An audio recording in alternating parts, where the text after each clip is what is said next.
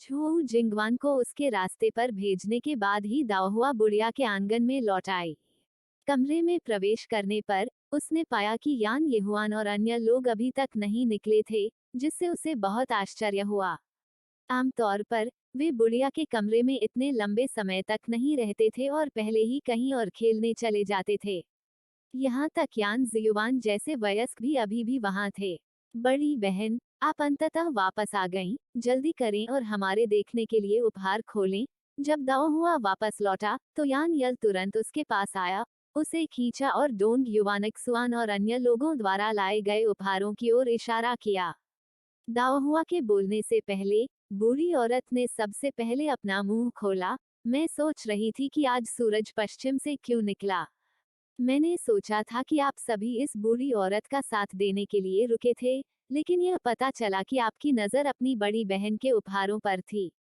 Madam सन तुरंत हंसी और बोली, माँ, बच्चे तो बस मौज मस्ती में शामिल होना चाहते हैं।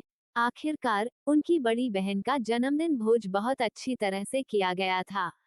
मैडम ली ने मैडम सन की ओर देखा। हम सिर्फ भोजन के लिए एकत्र हुए थे।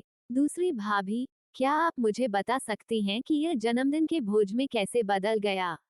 मैंने इसमें किसे आमंत्रित किया? मैडम सन की अभिव्यक्ति कठोर हो गई और उन्हें कुछ झुंझलाहट महसूस हुई।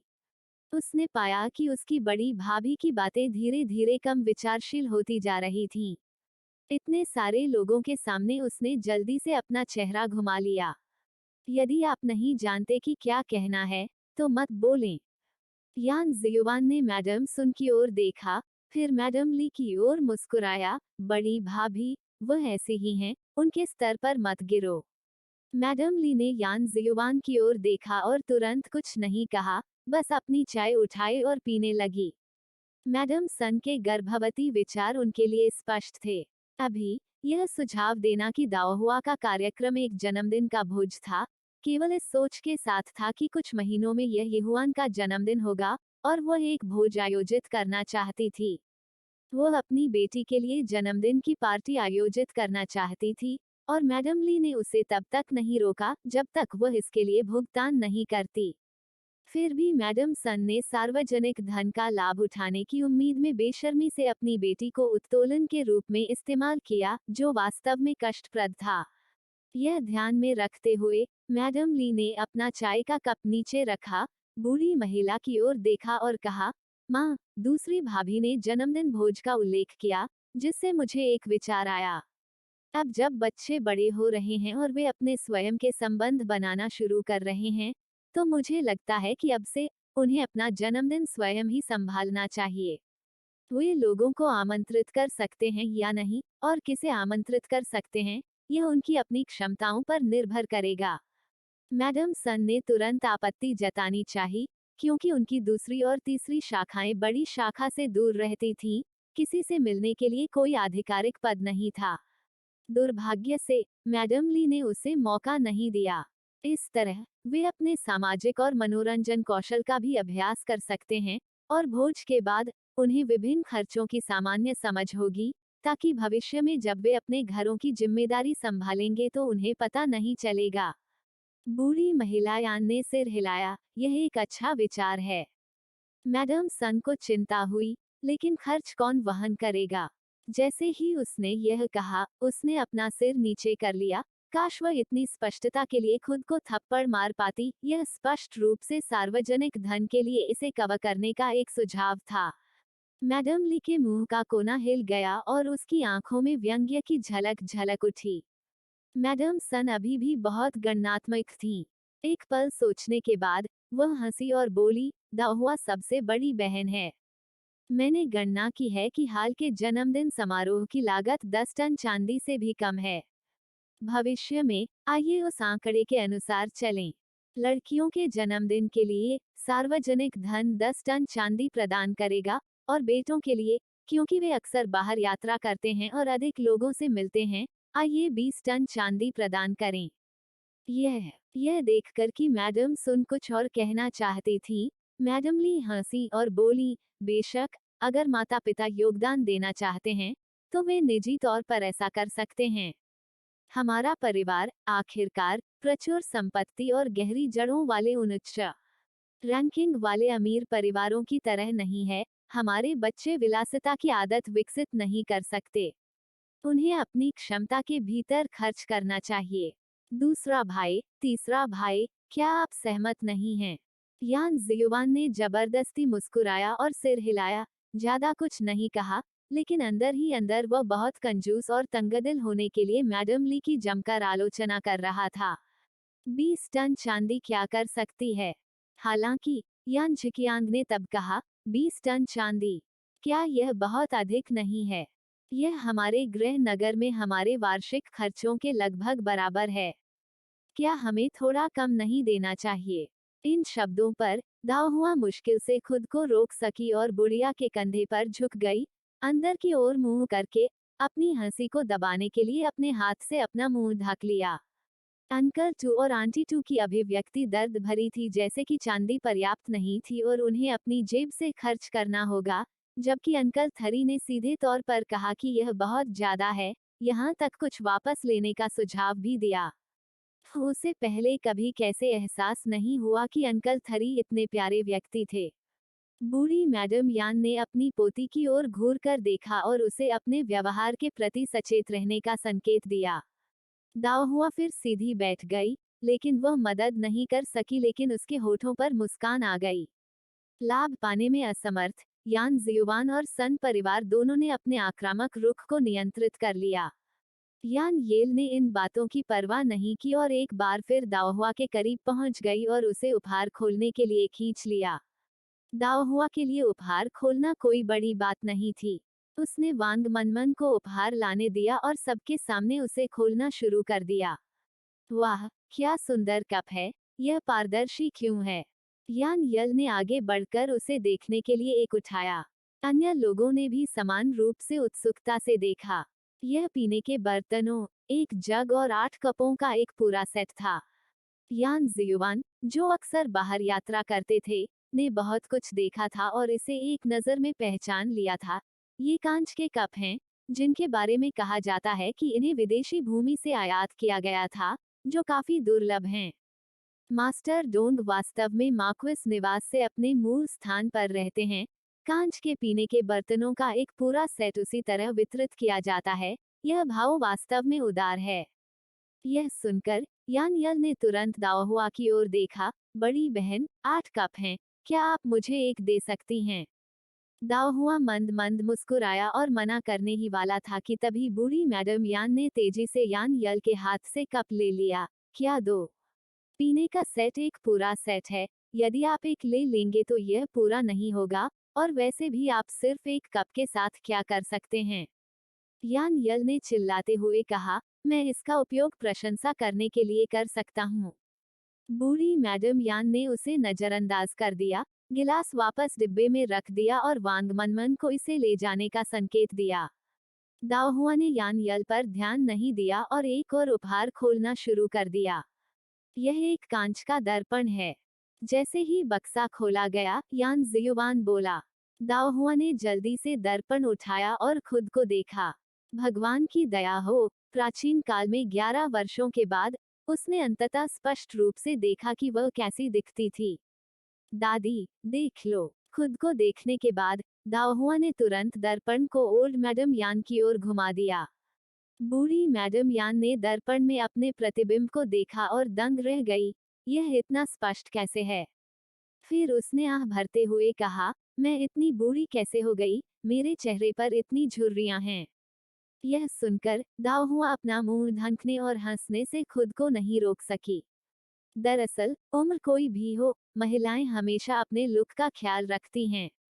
बूढ़ी मैडम यान ने अपनी पोती को देखा और आह भरते हुए कहा, कांसे के दर्पण का उपयोग करते समय मैंने वास्तव में इसे कभी महसूस नहीं किया, लेकिन यह कांच का दर्पण एक व्यक्ति को बहुत स्पष्ट रूप से प्रतिबिंबित करता है। मैं भी देखना चाहती हूँ, मैं भी देखना चाहती हूँ। यान यल भी अंदर आ गई और दाओहुआ ने कुछ नहीं कहा, बस उसे दर्पण सौंप दिया। इससे सावधान रहें, इसे गिराएं नहीं। बूढ़ी मैडम यान ने सावधान किया।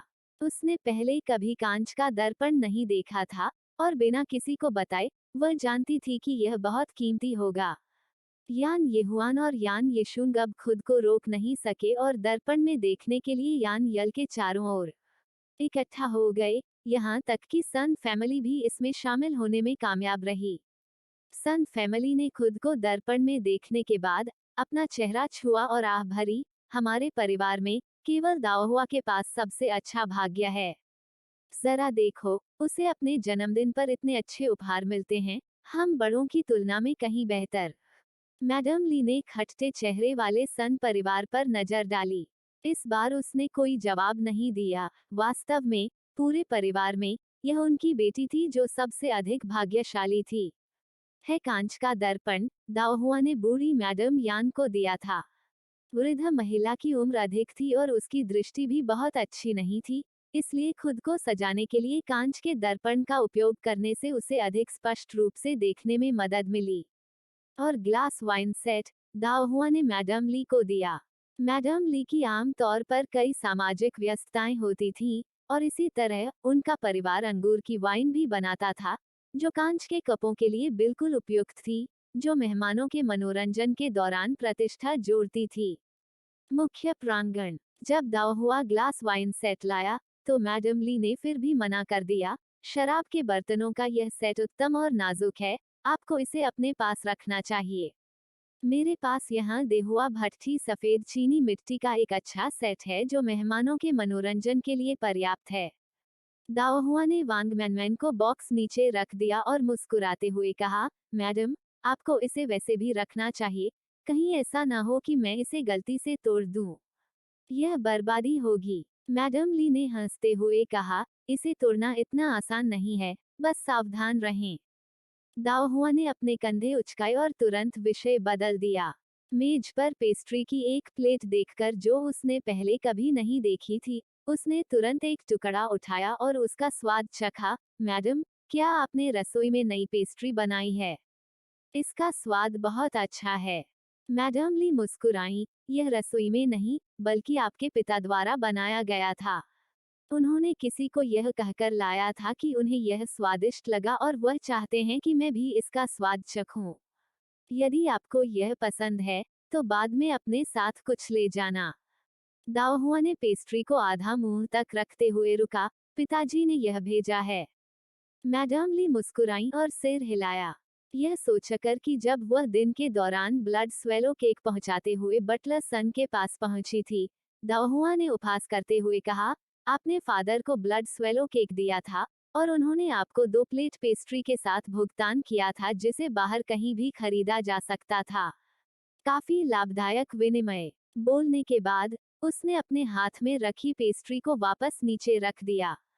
मैडम ली ने अपनी बेटी की ओर देखा, आप अपने पिता के बारे में क्या कह रही हैं?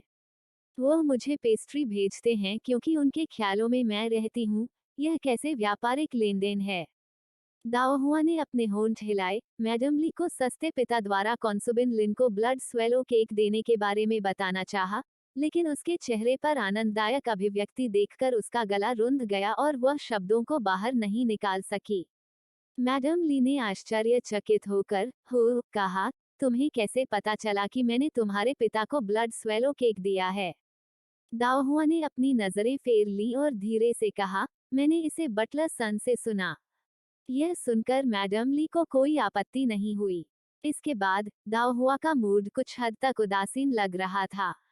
यह सोचकर कि वह थकी हुई है, मैडम ली ने कहा, आप भी पूरे दिन व्यस्त रहे हैं, आपको वापस जाकर आराम करना चाहिए। दाओहुआ ने सिर हिलाया, उठा और वांग मनमन के साथ चला गया। कमरे से बाहर निकलने के बाद उसने अंदर से मैडम ली और नौकरानी पिंकटोन की आवाजें सुनी। सबसे बड़ी बेटी वास्तव में संतानहीन है, वह कांच के दर्पण और कांच के कप जैसी अच्छी चीजों को पलक झपकाए बिना छोड़ देती है, यहाँ तक उन्हें अपने पास रखने के बारे में भी नहीं सोचती है। वो लड़की उदार है। मैडम ली की आवाज हार्दिक हंसी से भरी थी। ग्लास वाइन बर्तनों के इस सेट की अच्छी देखभाल करें। यह तब उपयोगी होगा जब मास्टर मेहमानों का मनोरंजन करेगा। मैडम हमेशा हर चीज में मास्टर के बारे में सोचती हैं, लेकिन मास्टर अक्सर मैडम के बारे में भी सोचते हैं। जैसे ही उन्होंने एक अच्छी पेस्ट्री का स्वाद चखा, उन्होंने तुरंत इसे मैडम के पास भेज दिया। मैंने बटलर सन से सुना कि दूसरे आंगन शुंगक्सन में यह नहीं था, जिससे पता चलता है कि मास्टर को मैडम की सबसे ज्यादा परवाह है। दाओहुआ ने सुनना जारी नहीं रखा और वांग मनमन के साथ तेजी से मुख्य प्रांगण से बाहर चला गया। वापस जाते समय दाओहुआ का मन विडंबना और उदासी के अवर्णनीय मिश्रण को महसूस करते हुए मैडम ली की मुस्कुराहट की कल्पना करता रहा। मंडप से गुजरते हुए जहां जियो येयांग शतरंज खेल रहा था, दाओहुआ ने भौहें चढ़ा ली और थोड़ी देर के लिए रुक गया। उस दिन उसने जियो येयांग से जो शब्द कहे थे, वे आंशिक रूप से इस भावना के कारण थे कि मैडम ली बेहतर की हकदार थीं, और अपने भविष्य की चिंता के कारण भी।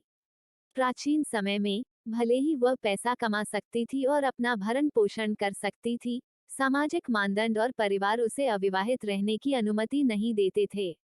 अपने घटिया पिता जैसे किसी व्यक्ति से शादी करने के बारे में सोचकर ही उसका दिल नाराजगी और अनिच्छा से भर गया। 10 वर्षों से अधिक समय तक प्राचीन काल में रहने के बाद, हालांकि उसने हमेशा इस युग में एकीकृत होने की कोशिश की थी, आधुनिक विचार कुछ ऐसे थे जिन्हें वह कभी नहीं भूल सकती थी, और निश्चित रूप से वह भूलना नहीं चाहती थी। युग के नियमों से बंधी हुई, कभी कभी वह बड़े संघर्ष में रहती थी। एक तरफ इस समय के अनुकूल होने के लिए कड़ी मेहनत कर रही थी, और दूसरी तरफ एक मूल प्राचीन महिला की तरह खुद को त्यागने में असमर्थ थी, अपने परिवार के लिए खुद को समर्पित करने और बलिदान करने के लिए तैयार थी। आह! दाओहुआ ने गहरी आह भरी, कामना की कि दिन धीमी गति से गुजरे, वह इतनी तेजी से बड़ा नहीं होना चाहता था।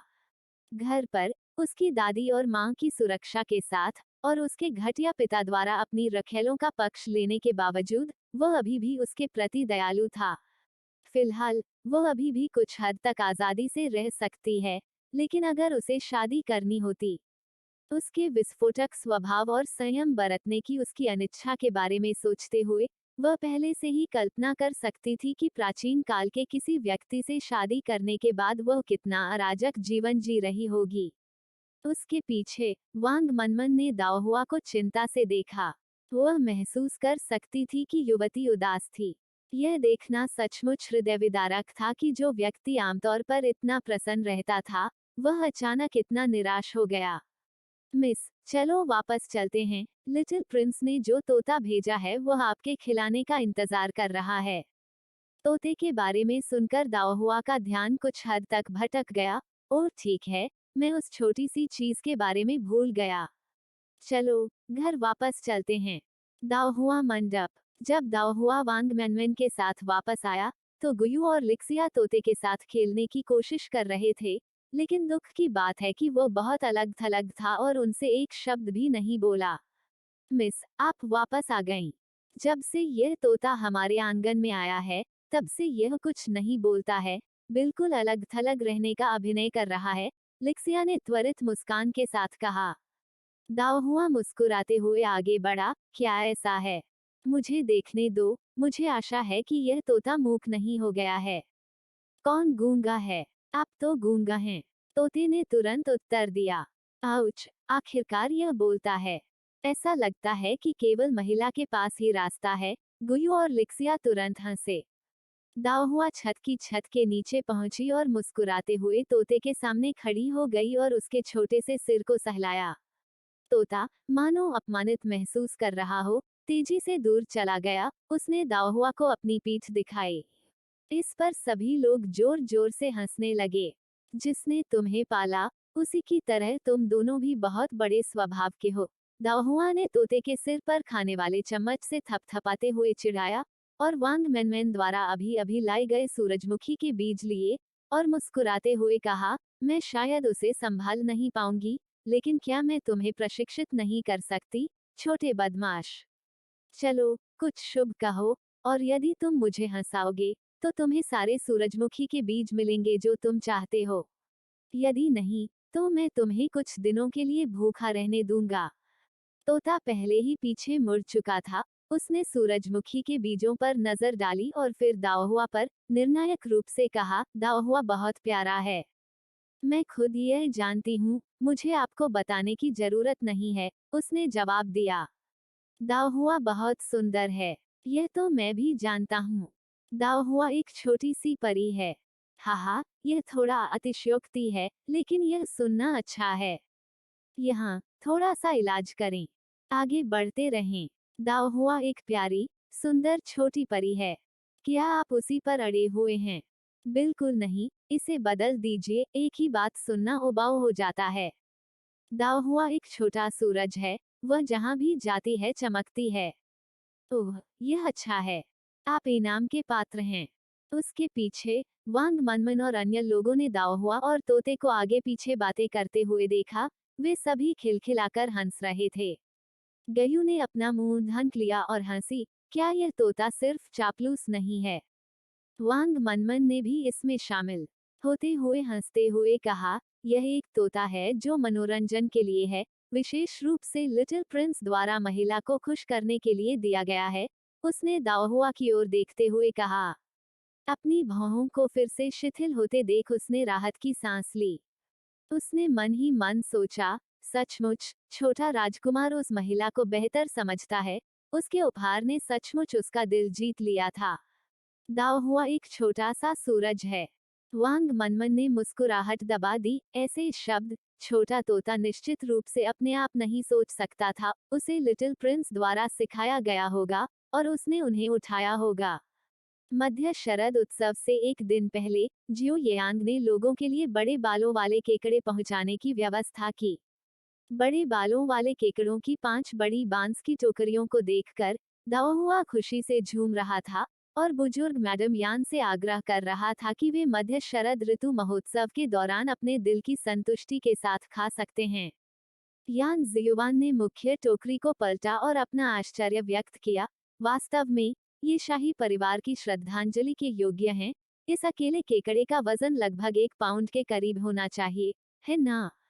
मुस्कुराते हुए वह दाओहुआ की ओर मुड़ा। दाओहुआ के अच्छे भाग्य के लिए धन्यवाद। हमारे परिवार को आज वास्तव में अच्छा भोजन प्राप्त हुआ है। मैडम ली ने दृश्य रूप से अनुमान लगाया कि वितरित केकड़े 100 पाउंड से अधिक के थे।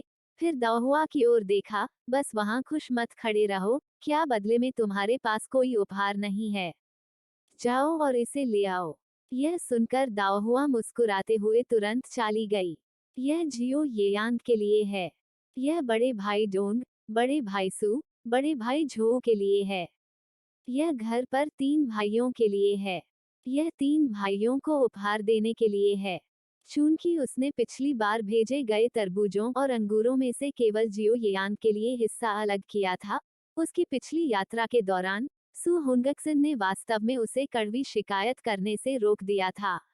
इसलिए इस बार वह समझदार थी और उसने प्रत्येक व्यक्ति के मूनकेक बॉक्स को टैग कर दिया।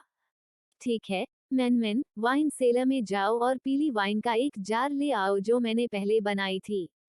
जियो येयांग और अन्य लोग निश्चित रूप से केकड़े खाएंगे और यह पीली वाइन के साथ बिल्कुल मेल खाता है। वांग मैनमैन ने पूछा, क्या मुझे ओसमंथस वाइन का एक जार भी लाना चाहिए? दाओहुआ ने एक पल के लिए सोचा, उसका भी एक जार लाओ। इसमें अल्कोहल की मात्रा अधिक नहीं है, इसलिए मुझे लगता है कि यह लोगों को नशे में नहीं डालेगा।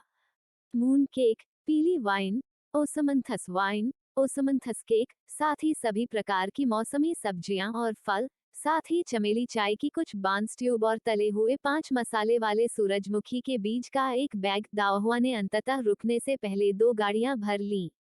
जियो येयांग ने जो भेजा, उसकी तुलना में उसने जो चीजें भेजी, वे बहुत मूल्यवान नहीं थीं। वे केवल नवीनता और ताजगी प्रदान कर सकते थे, इसलिए उसे इसकी मात्रा में भरपाई करनी पड़ी। जिस व्यक्ति ने बड़े बालों वाले केकड़े पहुंचाए, उसने वस्तुओं से भरी 2 गाड़ियां देखकर अपने मुंह के कोनों को सिकोड़ लिया। वो एक गाड़ी लेकर आया था और 2 गाड़ी लेकर जा रहा था। देखते ही देखते छोटा राजकुमार आगे निकल आया। वांग्यू अकादमी। सामान वापस वितरित होने के बाद जियो येयांग ने यान वेनकाए और अन्य लोगों को अपने सामान लेने के लिए अपने यार्ड में आने के लिए बुलाया। हे, इस बार हमारे पास अपने स्वयं के व्यक्तिगत मून केक भी हैं। हमें अब केवल वेंशियू के शेयर पर निर्भर नहीं रहना है। सू होनगक्सन ने जल्दी से अपने नाम के साथ मूनकेक के 2 बक्सों को एक तरफ कर दिया और फिर दूसरों के शेयर देखने के लिए झुक गए। यह देखकर कि हर कोई लगभग एक जैसा था, उसने पीछे मुड़कर अपना मूनकेक बॉक्स खोला, एक टुकड़ा निकाला और खाना शुरू कर दिया। मम्मा, ये मूनकेक वास्तव में स्वादिष्ट हैं। अचानक एक हाथ ऊपर पहुंचा। थप्पड़। सू होनगक्सन ने अपने खाने के डिब्बे की रखवाली कर रहे यान वेनकाई के हाथ को थप्पड़ मार दिया और यान वेनकाई की ओर सावधानी से देखा। तुम क्या कर रहे हो? ये मूनकेक मेरे हैं। अगर तुम खाना चाहते हो तो अपना खुद का खाओ। यान वेनकाई ने चिल्लाते हुए कहा, यह सिर्फ मूनकेक का एक टुकड़ा है, आप इतने कंजूस क्यों हो रहे हैं? सू होनगक्सन ने जल्दी से बॉक्स को ढक दिया। फिर मैं कंजूस हूँ? मैडम यान ने आपको इतना कुछ भेजा है और आप अभी भी मेरी तरफ देख रहे हैं, क्या आपको शर्म नहीं आती? यान वेनकाई, तुम्हारा इतना मतलब क्या है? उन्होंने हमें खाने के लिए केवल एक एक डिब्बा दिया, बाकी मास्टर्स और सहपाठियों को देने के लिए हैं। आप सभी को दो दो डिब्बे मिले, मुझे एक टुकड़ा क्यों नहीं मिल सकता? सू होनगक्सन अविचलित रही। आप बस यह चुन सकते हैं कि उन्हें न दें, उन्हें खाने के लिए अपने पास रखें। यान वेनकाई अवाक थे, वो उन्हें न देने की हिम्मत नहीं कर सकता था, क्योंकि अगर उसने ऐसा किया तो उसका सबसे बड़ा भाई निश्चित रूप से उसे पीटेगा और शायद उसका अपना बक्सा भी जब्त कर लिया जाएगा। अरे छोटे राजकुमार, आपका मूनकेक हमारे से अलग क्यों दिखता है? सू होनगक्सन द्वारा युवा नौकर द्वारा मूनकेक पैक कराने के बाद वह पीछे मुड़ा और उसने जियो येयांग को अपना मूनकेक बॉक्स खोलते हुए देखा। तुरंत उसकी आंखों में जिज्ञासा उभर आई।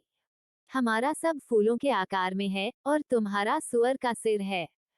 जियो येयांग ने तिरछी नजर से सू होनगक्सन पर नजर डाली और चूंकि वह इस समय अच्छे मूड में था, इसलिए उसने उसकी आलोचना नहीं की, लेकिन जल्दी से बॉक्स को फिर से ढक दिया। क्या मुझे सुअर का सिर पसंद नहीं आ सकता? सू होनगक्सन ने अपनी आंखें चौड़ी की। ओह, अब मैं समझ गया, लिटिल प्रिंस, आप सुअर के वर्ष में पैदा हुए हैं, इसलिए मैडम यान ने आपके मूनकेक को सुअर के सिर के आकार में बनाया है। क्या मैं सही कह रहा हूँ? जियो येयांग ने कोई जवाब नहीं दिया, लेकिन उसने भी यही सोचा। हालांकि उन्होंने दाओहुआ को अपनी राशि नहीं बताई थी। क्या वेनकाई ने उसे बताया होगा? यह विचार कि दाओहुआ ने मूनकेक को अपनी राशि के आकार में बनाया है, उसका दिल खुशी से उछल पड़ा। यदि दाओहुआ को पता होता तो वह निश्चित रूप से समझाती कि वह वास्तव में नहीं जानती थी। मूनकेक बनाते समय वह बस सूक्ष्मता से यह बताना चाहती थी कि जियो येयांग एक सुअर का बच्चा था, यही कारण है कि वह वैसा ही दिखने लगा। सू होनगक्सन ने ताली बजाते हुए कहा, मैं भी सुअर के वर्ष में पैदा हुआ हूँ, आपने मेरे मूनकेक को सुअर का सिर क्यों नहीं बनाया? यान बहन, कहने की जरूरत नहीं है, वह सुअर का सिर काफी प्यारा है। यह सुनकर जियो येयांग ने तुरंत सू होनगक्सन पर अप्रसन्नता भरी दृष्टि डाली। आप बहुत ज्यादा बात करते हैं। सू होनगक्सन, ओह, मैंने क्या कहा? यह बहुत ज्यादा कैसे बात कर रहा है? इसी समय यान वेनकाई आए, उन्होंने उसके कंधे को थपथपाया और कहा, आप वास्तव में बहुत ज्यादा बात करते हैं। यह सुअर के सिर के बारे में क्या है और सुअर के सिर के बारे में नहीं? क्या वे सभी वैसे भी खाए नहीं जा रहे हैं? आकार की कौन परवाह करता है, जब तक इसका स्वाद अच्छा है, ठीक है। आप नासमझ हो रहे हैं। सू होनगक्सन अवाक थी। वह कैसे नासमझ हो रहा था? लिटिल प्रिंस के मूनकेक को सुअर का सिर बनाया जा सकता था, लेकिन उसका नहीं बनाया जा सकता था। यान बहन सचमुच घृणित थी, लोगों के साथ अलग व्यवहार करती थी। अगली बार जब वह उसे देखेगा तो उसे उसे अपने मन का एक टुकड़ा देना होगा। मध्य शरद ऋतु महोत्सव के दिन झोउ जिंगवान सुबह सुबह यान निवास में आए। अपनी नौकरानी को कुछ ले जाते हुए देखकर दाओहुआ तुरंत मुस्कुराई और बोली, आप यहाँ हैं, तोहफा लाने में क्या हर्ज है? झोउ जिंगवान का चेहरा सख्त हो गया और उसने मुस्कुराते हुए कहा, यह कोई उपहार नहीं है, यह केकड़े खाने के उपकरण हैं। दाओहुआ के चेहरे से मुस्कान गायब हो गई और उसने गुस्सा होने का नाटक करते हुए कहा, आप मेरे घर आ रहे हैं और उपकरण लेकर आए हैं, क्या आपको शर्म नहीं आती? झोऊ जिंगवान ने आगे बढ़कर दाओहुआ की बांह पकड़ ली और उसे हिलाया। ओ दाओहुआ, क्या हम इतने करीब नहीं हैं? मैं आपके साथ औपचारिक नहीं हो रहा हूँ, है ना? दाओहुआ ने उस पर नजर डाली। शायद तुम्हें मेरे साथ थोड़ा और औपचारिक होना चाहिए। इतना कहने के बाद वह नौकरानी के हाथों में मौजूद औजारों को देखने के लिए झुकी। ये किस तरह के औजार हैं? ये बहुत जटिल लगते हैं। झुओ जिंगवान ने तुरंत दाओहुआ को बैठाया और एक एक करके समझाना शुरू किया। चिंता मत करो, जब केकड़े खाने का समय होगा तो मैं पहले तुम्हारे लिए यह करूंगा। वांग मैनमैन भी औजारों को देखने के लिए झुके, फिर बोले, मिस, आपके पास केकड़ा खाने के औजार भी हैं? दाओहुआ चौंका और फिर आश्चर्य से बोला, क्या माँ ने उन्हें तैयार किया? वांग मैनमैन ने अपना सिर हिलाया, नहीं, उन्हें केकड़ों के साथ भेजा गया था। मैंने देखा, और वे मिस झो के समान थे। मैडम के पास हैं। यह सुनकर झो जिंगवान को ईर्ष्या की भावना महसूस हुई। लिटिल प्रिंस वास्तव में पक्षपात दिखाता है। उसने न केवल आपको यांग लेक के बेहतरीन केकड़े भेजे, बल्कि उसने केकड़े खाने वाले उपकरणों का पूरा सेट भी भेजा। दाओहुआ की आंखें तुरंत खुशी से चमक उठी। वह आदमी काफी विचारशील है। यह कहने के बाद उसने बेपरवाह होने का नाटक किया और चिल्लाते हुए कहा, वो मुझ पर नजर रख रहा है, सोच रहा है कि मैं अपरिष्कृत हूँ और मैंने पहले केकड़ों का स्वाद नहीं चखा है, इसीलिए उसने उपकरण भेजने की भी जहमत उठाई। उसे इस तरह देखकर झो जिंगवान को थोड़ा दुख हुआ। ठीक है, यहाँ शहीद का किरदार निभाना बंद करो, जाओ और जांचो कि केकड़े तैयार हैं या नहीं। दाओहुआ ने सिर हिलाया और लिक्सिया को रसोई में भेजा। चलो, हम अपनी दादी के आंगन में इंतजार करेंगे। सामने आंगन। मध्य शरद ऋतु महोत्सव के दौरान हर कोई आराम कर रहा था, लेकिन इस दिन कई लोग यान झिगाओ से मिलने आए। हर कोई बैठा रहा और जा नहीं रहा था। यान झिगाओ को अंतहीन बातचीत में व्यस्त कर रहा था। दोपहर तक झो जिंगवान के पिता झो गुंगई भी पीली शराब का एक जार लेकर आए। यो, हर कोई यहाँ है। आप सभी घर पर मध्य शरद ऋतु उत्सव क्यों नहीं मना रहे हैं? लोगों ने उस पर दृष्टि की और मन ही मन सोचा, क्या तुम भी घर पर नहीं हो? झो गूंगी ने हंसते हुए पीली वाइन का जार उठाया। शराब का यह जार दर्जनों वर्षों से पुराना है। मैंने सोचा कि इसे अकेले पीना शर्म की बात होगी, इसलिए मैं मजिस्ट्रेट यान को ढूंढने आया। यान झिगाओ मुस्कुराए, भाई झो बिल्कुल सही समय पर आए हैं। मुझे यहाँ बढ़िया वाइन के एक जार की कमी थी। इस अवसर पर दोस्तों और मेहमानों के आने से यान झिगाओ बहुत खुश थे, और झो परिवार के मुखिया के आगमन ने उन्हें और भी अधिक सम्मानित महसूस कराया। हालांकि अगर यह कोई और समय होता तो वह अधिक खुश होता। फिलहाल उसके अध्ययन कक्ष में बैठे सभी साथी उसके परिवार के यांग लेक केकड़े खाने का इंतजार कर रहे थे। केकड़ों की उत्पत्ति के बारे में सोचते हुए यान झिगाओ ने एक बार फिर अपनी मां के शब्दों पर विचार किया। उनकी सबसे बड़ी बेटी वास्तव में यान परिवार की भाग्यशाली सितारा थी। नीचे अकादमी के व्याख्याता झू ने यह देखकर आह भरी कि झो परिवार के मुखिया भी उत्सुकता से यान निवास का दौरा कर रहे हैं। यह यान परिवार, वे वास्तव में एक लंबा सफर तय कर चुके हैं। यान निवास के सामने के आंगन में यान झिगाओ और कई सहकर्मी और दोस्त काफी सक्रिय थे और उन्होंने पीली शराब का आनंद लिया और बालों वाले केकड़ों का आनंद लिया। यान परिवार के पिछले आंगन में मैडम ली महिलाओं के एक समूह का नेतृत्व कर रही थी, जिन्होंने बड़े आनंद से खाना भी खाया। चून की बहुतायत में बालों वाले केकड़े भेजे गए थे। मैडम ली ने कुछ पड़ोसियों को कार्ड भेजे थे, जिनके उनके साथ अच्छे संबंध थे, और इस समय प्रत्येक घर की महिलाएं बूढ़ी महिला के पास इकट्ठा हुई, चुटकुले और मनोरंजक कहानियां सुनाती रहीं और धीरे धीरे केकड़ा क्रीम और केकड़े के मांस का स्वाद ले रही थीं। शुंगक्सिन आंगन में आंटी लिन अपने कमरे के दरवाजे के सामने झुक गईं और सोंगे आंगन से आ रही हंसी को सुन रही थीं। उसने उदासी से भरे चेहरे के साथ अपने अब दिखने वाले गर्भवती पेट को छुआ। यान परिवार की खुशी और हलचल से, भले ही वह 2 बच्चों को जन्म दे चुकी थी और अब दूसरे से गर्भवती थी, उसका उससे कोई लेना देना नहीं था। जैसे जैसे यान निवास की स्थिति बढ़ी, पत्नी और रखैलों के बीच अंतर स्पष्ट होता गया। आजकल उसका भाई अब पीछे के आंगन में स्वतंत्र रूप से प्रवेश नहीं कर सकता था। अंदर आने के लिए उसे पहले मैडम को सूचित करना होगा और केवल मैडम की अनुमति से वह अपने साथ एक मैट्रन के साथ प्रवेश कर सकता था। अब उसे वास्तव में एक रखेल होने का डैख महसूस हुआ। पश्चिमी विंग के कमरे में मैडम लियाओ खिड़की के पास बैठी चुपचाप एक थैली पर कढ़ाई कर रही थीं। उसने आंटी लिन की ओर देखा और अपना काम जारी रखने के लिए अपना सिर नीचे करने से पहले उसके मुंह के कोने पर व्यंग्य का एक संकेत दिखाई दिया। बहुत पहले ही उसे एक सच्चाई का एहसास हो गया था कि व्यक्ति को अपने भाग्य को स्वीकार करना चाहिए। पहली बार जब उसने आंटी लिन को देखा तो उसे पता चल गया कि वह अपने जीवन में अपनी स्थिति से असंतुष्ट है, फिर भी उसे बदलने के लिए भाग्य या साधन नहीं है।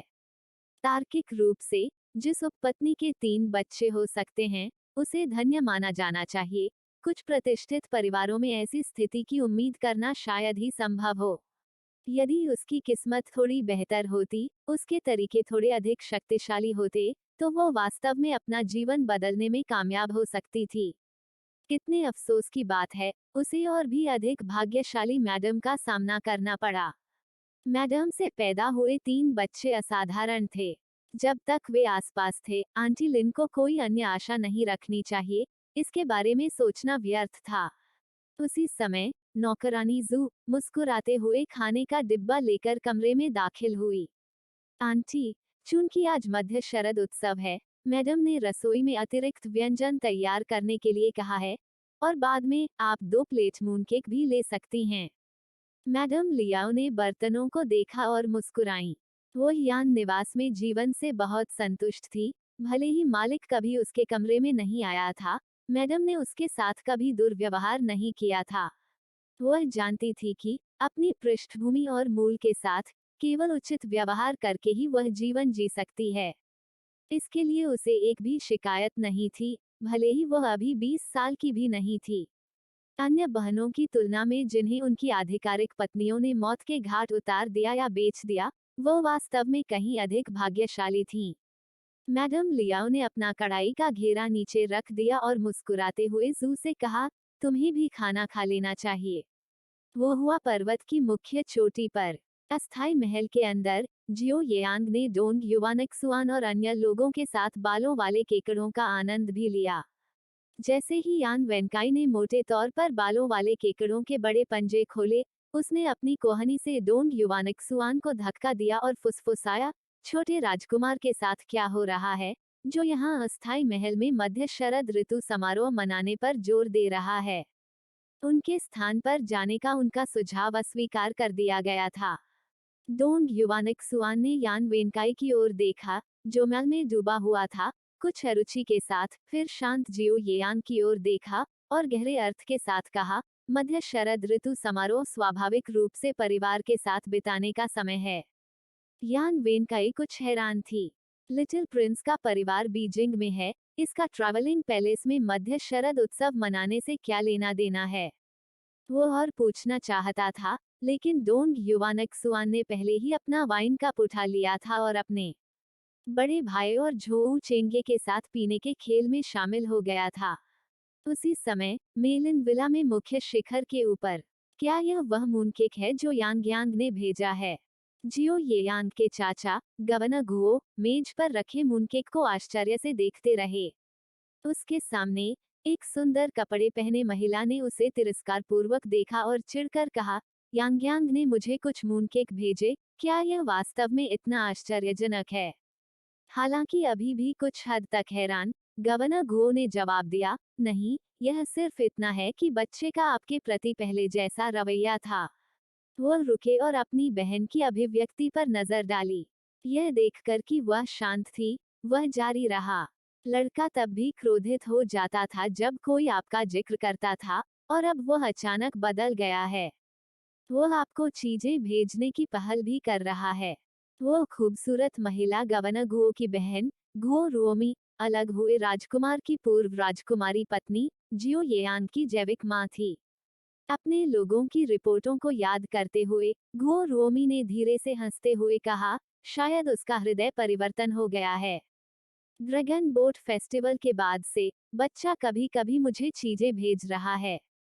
हालांकि गवर्नर गुओ आश्चर्यचकित थे, लेकिन वे वास्तव में अपने भतीजे के बदलाव से खुश थे। प्रिंस निवास छोड़ने के बाद से उनकी बहन ने शायद अपने भतीजे को कभी खुद को नहीं दिखाया, लेकिन वह निश्चित रूप से गुप्त रूप से उनके विकास का अनुसरण करती रही। एक माँ का प्यार स्वर्ग और पृथ्वी तक पारदर्शी होता है। पहले यांग्यांग ने कहा था कि वो वांग्यू अकादमी में रहना और अध्ययन करना चाहता है, और मुझे लगा कि यह एक अच्छा विचार नहीं है, लेकिन अब ऐसा लगता है कि यह एक छिपा हुआ आशीर्वाद साबित हुआ है। अगर इससे माँ और बेटे के बीच मेल मिलाप हो सकता है, तो इससे क्या फर्क पड़ता है कि आपको बीजिंग के दायरे से हटा दिया गया है। बीजिंग का जिक्र आते ही गुओ रुओमी की आंखों में एक ठंडी चमक चमक उठी। यदि कुछ लोग गलत इरादे से उसके बेटे से लगातार उसके बारे में बुरा नहीं बोलते, तो क्या वह उससे इतना अलग हो जाता, उसका चेहरा तक देखने को तैयार नहीं होता। अपनी बहन को एक बार फिर भौहें सिकोड़ते देखकर गवर्नर गुओ को पता चला कि वो बीजिंग में कुछ लोगों के बारे में सोच रही होगी। उन्होंने हंसते हुए तुरंत विषय बदल दिया, ये मूनकेक काफी अनोखे हैं, बाकी सभी के पास फूल हैं, लेकिन ये सुअर के सिर हैं। इन शब्दों पर गुओ रुओमी हंसे बिना नहीं रह सकी। सुअर के सिर में क्या खराबी है? मुझे लगता है कि वे काफी मनमोहक हैं। अपनी बहन के स्वाद के बारे में व्यथित महसूस करते हुए लेकिन समर्थन करना चाहते हुए गवर्नर गुओ ने एक टुकड़ा आजमाया। इसका स्वाद अच्छा है। इतना कहने के बाद उसने जल्दी से वह टुकड़ा अपने हाथ में खत्म कर लिया और एक सेकंड के लिए पहुंच गया। स्नैप! गुओ रुओमी ने गवर्नर गुओ को तमाचा मारते हुए शिकायत की, यांग्यांग ने ये मेरे लिए भेजे हैं, आपके पास पहले से ही एक टुकड़ा है, अब आपके लिए नहीं। अपनी बहन को ईर्ष्या से अपने भोजन की रखवाली करते देख गवर्नर गुओ को समझ नहीं आया कि हंसे या रोए, और बुदबुदाया, यह सिर्फ एक मूनकेक है, क्या यह वास्तव में इतना उपद्रव करने लायक है? गुओ रुओमी ने यह कहने से पहले नौकर से मूनकेक ले जाने को कहा, केवल 8 टुकड़े हैं। कौन जानता है कि यांग्यांग द्वारा भेजे गए कुछ को दोबारा खाने से पहले मुझे कितना इंतजार करना होगा, इसलिए मुझे उन्हें बचाने की जरूरत है। यह सुनकर गवर्नर गुओ को अपने दिल में एक पीड़ा महसूस हुई और उन्होंने आह भरी, आपका स्वभाव बहुत उग्र है। यदि आप उस समय अधिक सहनशील होते, तो अपने ही बेटे द्वारा भेजी गई चीजों को इस तरह जमा करने की आवश्यकता नहीं होती। गुओ रुओमी ने ठंडी हंसी उड़ाते हुए कहा, अगर मैं इसे खत्म कर सकता, तो भी मैं अलग होने का विकल्प चुनता। यह सिर्फ इतना है कि मेरे यांग्यांग को नुकसान हुआ है। बोलने के बाद उसने क्षमा प्रार्थी भाव से गवर्नर गुओ की ओर देखा। और मैंने गुओ परिवार को परेशान किया है। गवर्नर गुओ ने अपना हाथ लहराया, गलती आपकी नहीं है। यह राजकुमार ही था जिसने सबसे पहले आपके साथ अन्याय किया था, और उसका आचरण अशोभनीय था। सम्राट यह जानता है, इसलिए इन वर्षों में उसने गुओ परिवार और यांग्यांग दोनों के साथ काफी अच्छा व्यवहार किया है। महारानी डाउज़र ने भी अपने दांत भींच लिए और मां परिवार को अलग हुए राजकुमार की कानूनी राजकुमारी पत्नी के रूप में पदोन्नति को मंजूरी देने से इनकार कर दिया। आज तक मैडम मां सिर्फ एक पत्नी है, और उसका बेटा अभी भी सिर्फ एक कमीना है। गुओ रुओमी के होठों पर एक व्यंग्यात्मक मुस्कान तैर गई, लेकिन उसने कुछ नहीं कहा। चाहे वह सम्राट हो या महारानी डाउज़र, उनके सभी कार्य अपने स्वयं के हितों को बनाए रखने के बारे में है। मध्य शरद उत्सव के बाद जीवन अपनी सामान्य स्थिति में लौट आया। दाओहुआ ने अपनी कक्षाओं में भाग लिया, चाबुक के साथ अभ्यास किया, और हर दिन हमेशा की तरह व्यस्त और संतुष्टिदायक थी। पलक झपकते ही सितंबर आ गया। सितंबर के प्रवेश के साथ ही मौसम ठंडा हो गया और परिवारों में मेहमानों का आना जाना बढ़ गया। मैडम ली को फूलों और चाय की सराहना करने के लिए सामाजिक यात्राओं के लिए काफी निमंत्रण मिले। दाओहुआ को इन गतिविधियों में बहुत दिलचस्पी नहीं थी। उन्हें युवा महिलाओं के एक समूह के साथ बातचीत करना मुश्किल लगता था जो 3 आज्ञाकारिता और 4 गुणों के पारंपरिक मूल्यों में डूबकर बड़ी हुई थीं। झोऊ जिंगवान जैसे लोग केवल इसलिए अधिक स्वीकार्य थे क्योंकि उन्हें घर पर बहुत पसंद किया जाता था और वे नियमों और शिष्टाचार से बहुत कसकर बंधे नहीं थे, जिससे कुछ चुटकुले और चंचल चिढ़ाने की अनुमति मिलती थी। यदि यह अन्य युवा महिलाएं होती, यदि दाहुआ बहुत जोर से मजाक करती, बहुत उग्र हो जाती या बहुत अपरंपरागत लगती, तो उसे वास्तव में डर होता कि वह उन्हें गंभीर रूप से चौंका सकती है। आप कल वांग परिवार की गुलदाउदी दावत में क्यों नहीं गए? डबल नाइन्थ फेस्टिवल से एक दिन पहले झोऊ जिंगवान दाहुआ का दौरा करने आए। उसने दाहुआ को गलियारे की छत के नीचे एक तोते को छेड़ते हुए देखा और उसके साथ जुड़ते हुए मुस्कुराए। मिस झोऊ आ गई है। झोऊ जिंगवान को देखकर तोता तुरंत चिल्लाया। झोऊ जिंगवान ने हंसते हुए कहा, आह, इस छोटी सी चीज ने आखिरकार मुझे याद दिला दिया। दाओहुआ ने हंसते हुए कहा, आप हर 2 दिन में यहाँ दौड़ते हैं, यह चाहकर भी आपको नहीं भूल सकता। तोता कुछ समय से उसके साथ था और नियमित आगंतुकों को पहचान सकता था। अपने हाथ में लिए मेवे खाने की ट्रे में रखने के बाद दाओहुआ झोऊ जिंगवान को घर में ले गई और कहा, मैं उन युवा महिलाओं के साथ तस्वीरें नहीं खींचवाती। झोऊ जिंगवान ने कहा, आप कल नहीं गए, लेकिन आपके पिता की संपत्ति से आपकी वैध बहन ने वास्तव में काफी शो किया। दाओहुआ की दिलचस्पी बढ़ी। ओह, उसने यह शो कैसे बनाया? झोऊ जिंगवान ने समझाया, यह वांग परिवार की लड़की थी। उसने एक गुलदाउदी कविता प्रतियोगिता का सुझाव दिया और यहाँ तक सभी महिलाओं की कविताओं का मूल्यांकन उनकी माताओं द्वारा किया गया। अंत में आपकी वैध बहन ने पहला स्थान हासिल किया। दाओहुआ मुस्कुराया, विशेष रूप से चिंतित नहीं, मेरी तीसरी बहन के पास कविता के लिए एक वास्तविक उपहार है। झोऊ जिंगवान ने दाओहुआ की बारीकी से जांच की और नाराजगी का कोई संकेत न देखकर अपना सिर हिलाया और कहा, आप वास्तव में उदार दिल वाले हैं। क्या आपको डर नहीं है कि आपकी वैध बहन आप पर हावी हो जाएगी? दाओहुआ ने जवाब दिया, मेरी कौन सी स्पॉटलाइट चुराने लायक है? इसके अलावा हर किसी की अपनी ताकत और कमजोरियां होती हैं। तीसरी बहन के पास अपनी प्रतिभा है और मेरे पास अपनी विशेषज्ञता के अपने क्षेत्रों में चमकने में कुछ भी गलत नहीं है। झोऊ जिंगवान ने आह भरी, आह, मेरे पास आपकी व्यापक सोच नहीं है। अगर मेरे परिवार में एक वैध बहन ने मुझे पछाड़ दिया, तो मैं निश्चित रूप से दुखी होऊंगा। दाओहुआ मुस्कुराया, झोऊ जिंगवान के मुखर स्वभाव की सराहना की, जिसने अपने विचारों का अनुमान लगाने की आवश्यकता के बिना अपनी पसंद और नापसंद को अपनी आस्तीन पर रख लिया। आपको अभी तक वह नहीं मिला है जो आप करना पसंद करते हैं, इसीलिए आप इन अप्रासंगिक लोगों और मामलों की परवाह करते हैं। यदि आप पूरे दिन व्यस्त रहते, तो आपको अपनी सौतेली बहनों के बारे में चिंता करने का समय कहाँ मिलता? झोऊ जिंगवान ने अपनी ठुड्डी अपने हाथों से पकड़ी और दाओहुआ की ओर देखा, तो क्या आप जानते हैं कि आपको क्या करना पसंद है? दाओहुआ ने सिर हिलाया और मुस्कुराते हुए कहा, बेशक मैं ऐसा करता हूँ। मुझे संपत्ति खरीदने और दुकानें खोलने के लिए पैसे बचाना पसंद है। मैं संपत्ति में विभिन्न प्रकार के अनाज, सब्जियां और फल लगाना चाहता हूँ, ताकि मैं जो भी पसंद करूँ उसे खा सकूं। अतिरिक्त को दुकान में भी बेचा जा सकता है। एक तरफ यह चांदी कमाता है और दूसरी तरफ मैं जो स्वादिष्ट चीजें पसंद करता हूँ उन्हें दूसरों के साथ साझा कर सकता हूँ। ठीक है, क्या आपको सूरजमुखी के बीज याद हैं? मैंने पहले ही उन्हें अपनी दुकान में बेचना शुरू कर दिया है। पहले बहुत से लोग उनके बारे में नहीं जानते थे, इसलिए मैंने अपने क्लर्कों से उन्हें चाय घरों और थिएटरों में प्रचारित करने के लिए कहा। अब व्यवसाय वास्तव में बढ़ गया है। हर दिन मुझे कक्षाओं में भाग लेना होता है, एस्टेट की दुकान का प्रबंधन करना होता है, सिलाई और कढ़ाई का अभ्यास करने के लिए समय निकालना होता है और कोड़े मारने का अभ्यास करने के लिए सुबह जल्दी उठना होता है। मेरी सौतेली बहन पर ध्यान देने का समय ही नहीं है। झोऊ जिंगवान चकित होकर बोला, तुम्हें हर दिन बहुत सारे काम करने पड़ते हैं।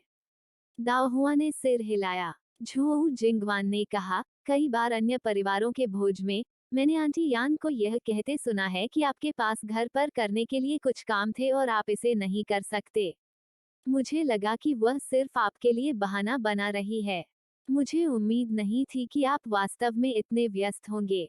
दाओहुआ ने गंभीरता से उत्तर दिया, लोग जब वे व्यस्त होते हैं तभी उन्हें पूर्णता महसूस होती है। अन्यथा आप भी वैसे ही हो जाएंगे, जिसके पास करने के लिए कुछ नहीं होगा और पूरा दिन चीजों के बारे में सोचते रहेंगे। मैं अपनी सौतेली बहन के साथ झगड़ने और ईर्ष्या करने के बजाय दुकान को ठीक से प्रबंधित करने और अधिक चांदी कमाने में अपना समय व्यतीत करना पसंद करूंगा। झोऊ जिंगवान ने कहा, आपको चांदी बचाना इतना पसंद क्यों है? दाओहुआ ने प्रतिवाद किया, क्या आपको यह पसंद नहीं है? झोऊ जिंगवान एक पल के लिए चुप हो गया। यह पसंद या नापसंद की बात नहीं है, मैं बस जरूरत पड़ने पर अपनी माँ से पैसे मांगता हूँ। दाओहुआ ने उसके सिर पर थपथपाया, जिस तरह से तुम बात करती हो, मैं बता सकता हूँ कि तुम्हें कभी चांदी की कमी का सामना नहीं करना पड़ा। मैं आपको यह बता दूं कि आपने जो चांदी अर्जित की है उसे खर्च करना कहीं अधिक संतुष्टिदायक है। आपके माता पिता से जो मिलता है वो अंततः उनका ही होता है। वे इसे आपको देते हैं और आप मांग सकते हैं, लेकिन यदि वे इसे नहीं देते हैं तो आपके पास खर्च करने के लिए चांदी नहीं बचेगी। इसके अलावा क्या आपको यह बताने की जरूरत नहीं है कि हर बार आप उनसे पैसे क्यों मांगते हैं? झोऊ जिंगवान ने सिर हिलाया, वास्तव में जब मैं गहने या सामग्री खरीदना चाहता हूँ तो मेरी माँ मुझे चांदी देगी, लेकिन आमतौर पर इसके लिए बहुत अनुनय की आवश्यकता होती है। दाओहुआ ने कहा, देखिए, दूसरे लोगों की चांदी खर्च करना, चाहे वह आपके माता पिता का ही क्यों ना हो, हमेशा असुविधाजनक होता है। अपना खुद का होना बेहतर है, इसे आप जैसे चाहें, स्वतंत्र रूप से और आत्मविश्वास के साथ खर्च करें। झोऊ जिंगवान ने सुना और सिर हिलाया, मुझे लगता है कि आप बहुत कुछ समझ रहे हैं। जब मैं वापस जाऊंगा तो मैं भी इसके बारे में सोचूंगा, देखूंगा कि क्या मैं भी आपकी तरह एक दुकान शुरू कर सकता हूँ, ताकि भविष्य में मुझे पैसे की कमी न हो। दाओहुआ ने मुस्कुराते हुए कहा, यह बहुत अच्छा है। यदि आप अपनी दुकान शुरू करते हैं तो हम एक दूसरे के साथ व्यावसायिक अनुभवों का आदान प्रदान कर सकते हैं। इसके बाद झू जिंगवान ने दाओहुआ से अन्य परिवारों के भोज की कुछ मनोरंजक घटनाओं के बारे में बात की। कुछ ही देर में पिंग जियाओ मुस्कुराते हुए, एक पत्र पकड़े हुए अंदर आए। मिस, यह आपके लिए चौथे मास्टर का एक पत्र है। दाओहुआ को जिज्ञासा हुई, चौथे भाई का एक पत्र? अकादमी और घर के बीच पत्राचार का प्रबंधन हमेशा सबसे बड़े भाई यान वेंशियू द्वारा किया जाता था। पिंग जियाओ ने हंसते हुए कहा, मैडम, इस समय आपके सबसे बड़े भाई का पत्र देख रही हैं। यह विशेष रूप से आपके लिए है। देखो, लिफाफे पर तुम्हारा नाम लिखा है। दाओहुआ ने पत्र लिया और उस पर केवल यान यी की आंखों के लिए लिखा देखकर हंसते हुए कहा, चौथे भाई को कुछ खाने की इच्छा हो रही होगी और वह दावत के लिए मेरी ओर देख रहा है। इतना कहने के बाद उसने जल्दी से पत्र खोला और पढ़ने लगी। ज्यादा देर नहीं हुई थी कि दाओहुआ अचानक खड़ा हो गया। उसने उत्साह से झोऊ जिंगवान से कहा, जिंगवान, मेरा चौथा भाई कहता है कि वे कल घोड़ों की सवारी के लिए वहुआ पर्वत के घोड़ा मैदान में जा रहे हैं, और वह पूछ रहा है कि क्या हम जाना चाहते हैं। वास्तव में झोऊ जिंगवान भी दाओहुआ के हाथों में पत्र को देखने के लिए अपनी गर्दन टेढ़ी करते हुए उत्साह से उठ खड़ी हुई। चूंकि यह सिर्फ एक पारिवारिक पत्र था जिसमें कुछ भी गोपनीय नहीं था, दाओहुआ ने सीधे झोऊ जिंगवान को पत्र सौंप दिया। आपके भाई का पत्र अब तक आपके घर पहुंच जाना चाहिए था। पत्र पढ़ने के बाद झोऊ जिंगवान ने इसे दाओहुआ को लौटा दिया और फिर उत्साह से उसे पकड़ लिया। क्या आप जा रहे हैं? दाओहुआ ने कहा, बेशक, मैं जा रही हूँ। फूलों की प्रशंसा करने और महिलाओं के क्वार्टर में चाय पीने की तुलना में ताजी हवा के लिए बाहर जाना और घोड़ों की सवारी करना कहीं अधिक दिलचस्प है। क्यों, तुम नहीं जा रहे हो? जा रही हूँ, अवश्य जा रहा हूँ। झोऊ जिंगवान ने जोर से सिर हिलाया, मैं तुमसे कहता हूँ, जब भी मैं अपने भाइयों को घोड़ों की सवारी करते हुए देखता हूँ तो मुझे बहुत ईर्ष्या होती है। यह बहुत अच्छा है कि हम कल भी सवारी कर सकते हैं।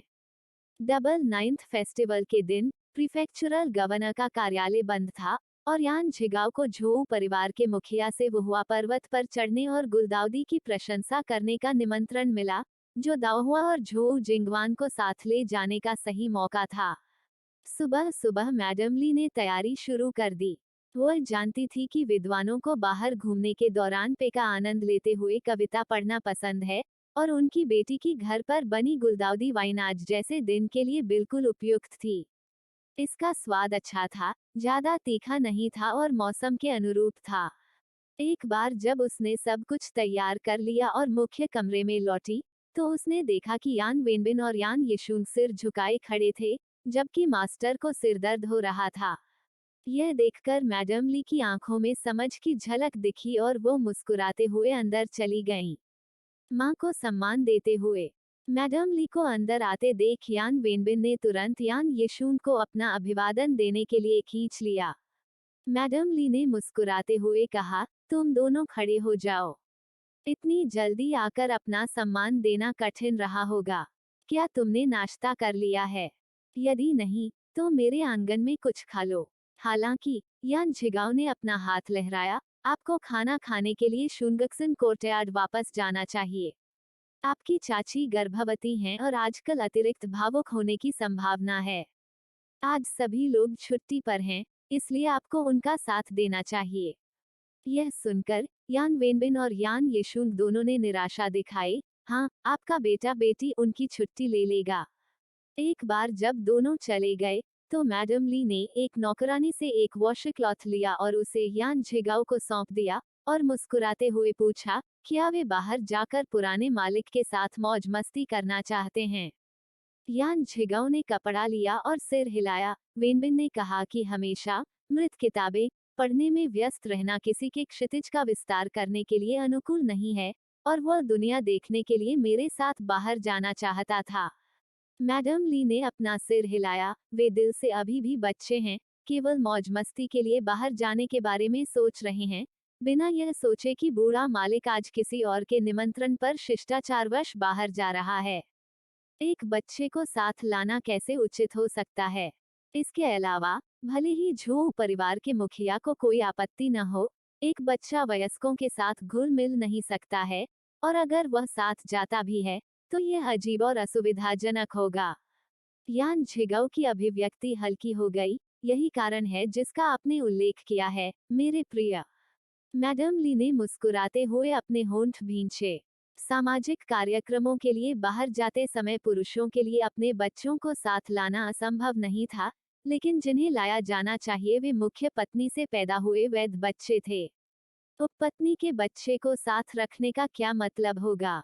अज्ञानी सोच सकता है कि वह एक उपपत्नी के बच्चे को उच्च पद पर लाने का इरादा रखता था। वेनबिन के लिए अपने क्षितिज को व्यापक बनाने के लिए पुराने मास्टर के साथ जाना कुछ मायने रखता है, लेकिन यीशुन का कारण क्या है? यान झिगाओ एक पल के लिए झिझके और फिर मैडम ली की ओर देखा। दाओहुआ मनोरंजन के लिए घोड़े के मैदान में जाना चाहता है, और वह लड़की भी जाना चाहती है। आह! मैडम ली ने अपना सिर हिलाया और गहरी आह भरी। उसे इस तरह देखकर यान झिगाओ ने तुरंत पूछा, क्या हुआ, मेरे प्रिय? मैडम ली ने यान झिगाओ की ओर देखा और बोलने से पहले झिझकते हुए कहा, कुछ चीजें हैं जो मैं कहना चाहती हूँ, लेकिन वे आपको परेशान कर सकती हैं, पुराने मास्टर। यान झिगाओ, कृपया खुलकर बोलें, मेरे प्रिय। मैडम ली ने फिर कहा, क्या आपको नहीं लगता कि यीशुन खुद की तुलना दाओहुआ से करने के लिए इच्छुक है? यान झिगाओ चौंका। ऐसा इसलिए है क्योंकि दाओहुआ उत्कृष्ट है, और वह उससे सीखना चाहती है। मैडम ली ने मन ही मन उपहास किया। अपनी बेटी की हर चीज के लिए तरसना, क्या यह सीख उसकी बेटी को मिली? वह आश्चर्यचकित थी कि बूढ़े मास्टर ने ऐसा कहने का साहस किया। बूढ़े गुरु, प्राचीन काल से ही वैध और अवैध के बीच अंतर रहा है। मेरा मानना कि मैं लिन परिवार और उनके बच्चों के प्रति अपने व्यवहार में बहुत अधिक निष्पक्ष रहा हूँ, कभी भी कठोर नहीं हुआ। यान झिगाओ ने तुरंत उत्तर दिया, मेरी पत्नी हमेशा गुणी रही है, और मैं इस बात से अच्छी तरह वाकिफ हूँ।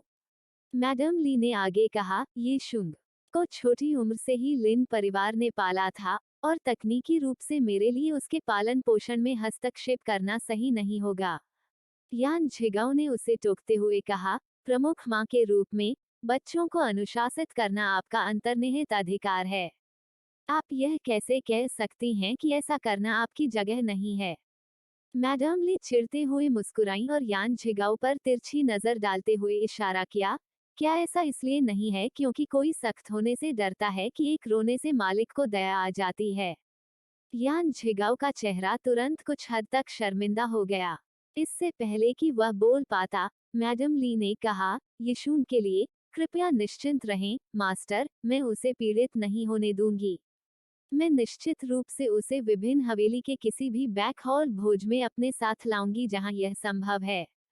यान झिगाओ ने तुरंत सहमति में सिर हिलाया, मुझे इसकी जानकारी है। पिछली बार जज वांग द्वारा आयोजित भोज के दौरान मैडम यीशुन को भी अपने साथ ले गई थीं। वापस आने के बाद यीशुन ने उसे उत्साह से बताया कि भोज में उसने जो कविता लिखी थी उसने पहला स्थान जीता था। हालांकि उनकी पत्नी एक व्यापारी परिवार से थी, लेकिन वह दयालु थी और उन्होंने रखेलों के बच्चों को अन्य प्रमुख पत्नियों की तरह कठोरता से नहीं दबाया, उन्हें बाहर खड़े होने का मौका देने से इनकार कर दिया। मैडम ली ने फिर विषय बदल दिया, हालांकि दाओहुआ का सामाजिक दायरा ऐसा नहीं है जिसमें यीशुन आसानी से फिट हो सके। मालिक एक पुरुष है और हो सकता है कि वो महिला संबंधों की पेचीदगियों से अवगत न हो। वैध बेटियां आमतौर पर रखेल से पैदा हुई बेटियों के साथ खेलना नहीं चाहती हैं। यान झिगाओ ने स्वीकृति में सिर हिलाया। उसे इस बात की जानकारी कैसे नहीं हो सकी। ऐसा न केवल युवा महिलाओं के बीच था, बल्कि लड़कों के लिए भी यही सच था। यह यीशुन ही थी जिसमें विवेक की कमी थी। मैं इस बारे में उससे बाद में बात करूंगा, उन्होंने वादा किया। उनकी प्रतिक्रिया देखकर मैडम ली ने मुस्कुराते हुए कहा, जहां तक बात है, मैं वैध और नाजायज के बीच सख्त अंतर करने पर जोर नहीं देती, लेकिन चूंकि सभी परिवार ऐसा करते हैं, भले ही दाओहुआ यीशुन को अपने साथ लाता है, अगर दूसरे उससे बात नहीं करते हैं तो वह असहज महसूस करेगी। इसके अलावा घर में दो अन्य लड़कियां भी हैं। यदि यीशुन जाता है, तो क्या अन्य दो को भी नहीं ले जाना चाहिए? अन्यथा यह गलत होगा कि एक को दूसरे पर तरजीह दी जाए। दरवाजे पर दाओहुआ मैडम ली के नर्म और सौम्य शब्दों को सुनकर चुपचाप अपने मन में उसकी सराहना करने से नहीं रोक सकी। उसे डर था कि उसके घटिया पिता का दिमाग खराब हो जाएगा और जब भी वह बाहर जाएगी तो वह अपनी निम्न दर्जे की बहनों को अपने साथ ले जाएगा। हालांकि वह मना कर सकती थी, प्राचीन समय में लगातार अपने पिता के खिलाफ जाने से अंततः उसकी प्रतिष्ठा पर असर पड़ता था, और ऐसा होते देखकर उसकी दादी अप्रसन्न हो जाती थीं। अब जब उसकी माँ और उसके सस्ते पिता के बीच यह बातचीत हुई, तो उसके कंधों से चिंता का बोझ कम हो गया। जब घर शांत हो गया, तो दाओहुआ कमरे में दाखिल हुआ। माँ, मैं खाना खाने आया हूँ। तुम लड़की, तुम अभी क्यों आई हो? अगर तुम बाहर जा रही हो, तो क्या तुम्हें पहले उठना नहीं आता? एह, तुमने लड़कों की तरह कपड़े क्यों पहने हैं? मैंने सोचा कि मुझे घोड़े की सवारी करनी होगी, इसलिए पुरुषों के कपड़े पहनना अधिक सुविधाजनक होगा। उद्धरण चिन्ह डॉट डॉट डॉट। आप एक लड़की हैं, बेहतर होगा कि आप लापरवाही से घोड़ों की सवारी न करें। अगर आपको चोट लग जाए तो क्या होगा? माँ, चिंता मत करो, मैं सावधान रहूंगी। ठीक है, आपको बताने का कोई फायदा नहीं है। बस याद रखें कि जब आप बाहर जाएं तो जियाउलियू को अपने साथ ले जाएं। वह जानता है कि कैसे सवारी करनी है ना? यदि आप वास्तव में कोशिश करना चाहते हैं, तो उसे अपने चारों ओर ले जाने दें। समझ गया, समझ गया। झोऊ परिवार की गाड़ी आने में ज्यादा समय नहीं था, और सभी के इकट्ठा होने के बाद वे गोदी के लिए रवाना हुए। जैसे ही आनंद नाव हुआयांग प्रांत के बंदरगाह में दाखिल हुई, यान झिगाओ ने देखा कि उसका सबसे बड़ा बेटा और झोऊ परिवार का सबसे बड़ा बेटा पहले से ही वहां इंतजार कर रहे थे। उन दोनों को सौहार्दपूर्ण तरीके से एक साथ फुसफुसाते और हंसते हुए देखकर यान झिगाओ ने संतुष्टि और राहत दिखाई। फिर वडिक की ओर देखने लगा, जहां उसकी सबसे बड़ी बेटी और झोऊ परिवार की युवा महिला एक दूसरे का हाथ पकड़कर लगातार बातें कर रही थीं। दोनों युवा लड़कियां इतने उत्साह से किसी बात पर चर्चा कर रही थीं कि वे बेतहाशा इशारे करने लगी, उनकी हरकतें घनिष्ठ अंतरंगता को व्यक्त कर रही थीं। यह देखकर वह प्रसन्न हुआ। झोऊ परिवार के पास झोंगझोऊ में काफी शक्ति थी, और वे अच्छी तरह से सूचित थे। जब से वरिष्ठ श्री झोउ ने उनके साथ निजी तौर पर जुड़ना शुरू किया था, तब से वे जिंगझोउ के मामलों के बारे में अधिक जागरूक हो गए थे और बढ़ते आश्वासन और योग्यता के साथ सरकारी कार्यों को संभालने लगे थे। दोनों परिवारों के बीच संबंध बेहतर से बेहतर होते जा रहे थे, जो उनके और वेनबिन दोनों के लिए फायदेमंद था। हालांकि वह अभी तक दूसरे मिस्टर झोउ जैसे इंपीरियल कोर्ट के किसी प्रमुख अधिकारी से तुलना नहीं कर सकता था। अगर वो कठिनाइयों में पड़ जाता, तो झोउ परिवार कम से कम उसकी ओर से एक या दो अच्छे शब्द बोल सकता था। आधिकारिक पद पर उनके पिछले अलगाव की तुलना में काफी सुधार हुआ। नाव चलना क्यों बंद हो गई है? नाव को अचानक धीमा और रुकता देख दाओहुआ तुरंत पंजों के बल खड़ी हो गई और बाहर देखने के लिए अपनी गर्दन को बढ़ाया। फिर बंदरगाह पर कुछ गड़बड़ी देखी। इस समय किन्वू वहां से चला गया। किन्वू कुशल और सावधान था, और अब जब तक यान झिगाओ बाहर जाता, वह उसे अपने साथ ले आता। मिस, मालिक चाहते हैं कि आप केबिन में लौट आएं। ऐसा लगता है कि आगे कोई पानी में गिर गया है। नावों ने बंदरगाह को अवरुद्ध कर दिया है, इसलिए किनारे पर जाने से पहले हमें थोड़ा इंतजार करना पड़ सकता है। दाओहुआ ने सिर हिलाया। डबल नाइन्थ फेस्टिवल के लिए बाहर आने जाने वाले लोगों की संख्या बढ़ी थी, और विभिन्न नावें एक साथ आने से वास्तव में दुर्घटनाओं की संभावना अधिक हो गई थी। धीरे धीरे अपनी ओर आ रही नावों पर नजर डालते हुए दाओहुआ ने झोउ जिंगवान को केबिन में खींच लिया। एक बार अंदर जाने के बाद उन्होंने यान झिगाओ और अन्य लोगों को प्रणाम किया, फिर सीधे खिड़की की ओर चले गए और बाहर झांकने लगे। दाओहुआ, जल्दी देखो, क्या वह तुम्हारा भाई और मेरा नहीं है? वे क्या कर रहे हैं? क्या वे किसी को बचा रहे हैं? झोउ जिंगवान ने अचानक बंदरगाह की ओर इशारा किया और बोला। दाओहुआ ने तुरंत नजर घुमाई और भीड़ के बीच यान वेनशियो और झोउ चेंगे को देखा। इसकी मदद नहीं की जा सकती थी। अव्यवस्थित और शोरगुल वाले गोदी के बीच यान वेनशियो और झोउ चेंगे शांति से नावों को बांधने का निर्देश दे रहे थे, वास्तव में मुर्गियों के बीच क्रेन की तरह खड़े थे। इसके अलावा वे दोनों सुंदर थे। उनका सौम्य और सुरुचिपूर्ण आचरण था, जो उन्हें आसानी से भीड़ से अलग करता था। यह वे हैं। ऐसा लगता है कि वे व्यवस्था बनाए रखने में मदद कर रहे हैं। अन्यत्र यान झिगाओ और झोउ परिवार के वरिष्ठ मास्टर ने यान वेनशियो और झोउ चेंगे को भी गोदी में देखा। दोनों युवकों को नाविकों को संयम के साथ घाट पर उतरने और खाली करने का आदेश देते देख दोनों पिताओं ने संतुष्टि के भाव दिखाए। झोउ परिवार के वरिष्ठ मास्टर ने सबसे पहले यान वेनशियो की प्रशंसा करते हुए कहा, वेनशियो भतीजा अधिक से अधिक सक्षम होता जा रहा है, जिसमें भाई यान की शैली है। यान झिगाओ को हालांकि अपने सबसे बड़े बेटे की उत्कृष्टता पर गर्व है, विनम्रता पूर्वक जवाब दिया। वह अभी भी चेंगे की स्थिरता की तुलना नहीं कर सकता। वेनशियो को उससे बहुत कुछ सीखना है।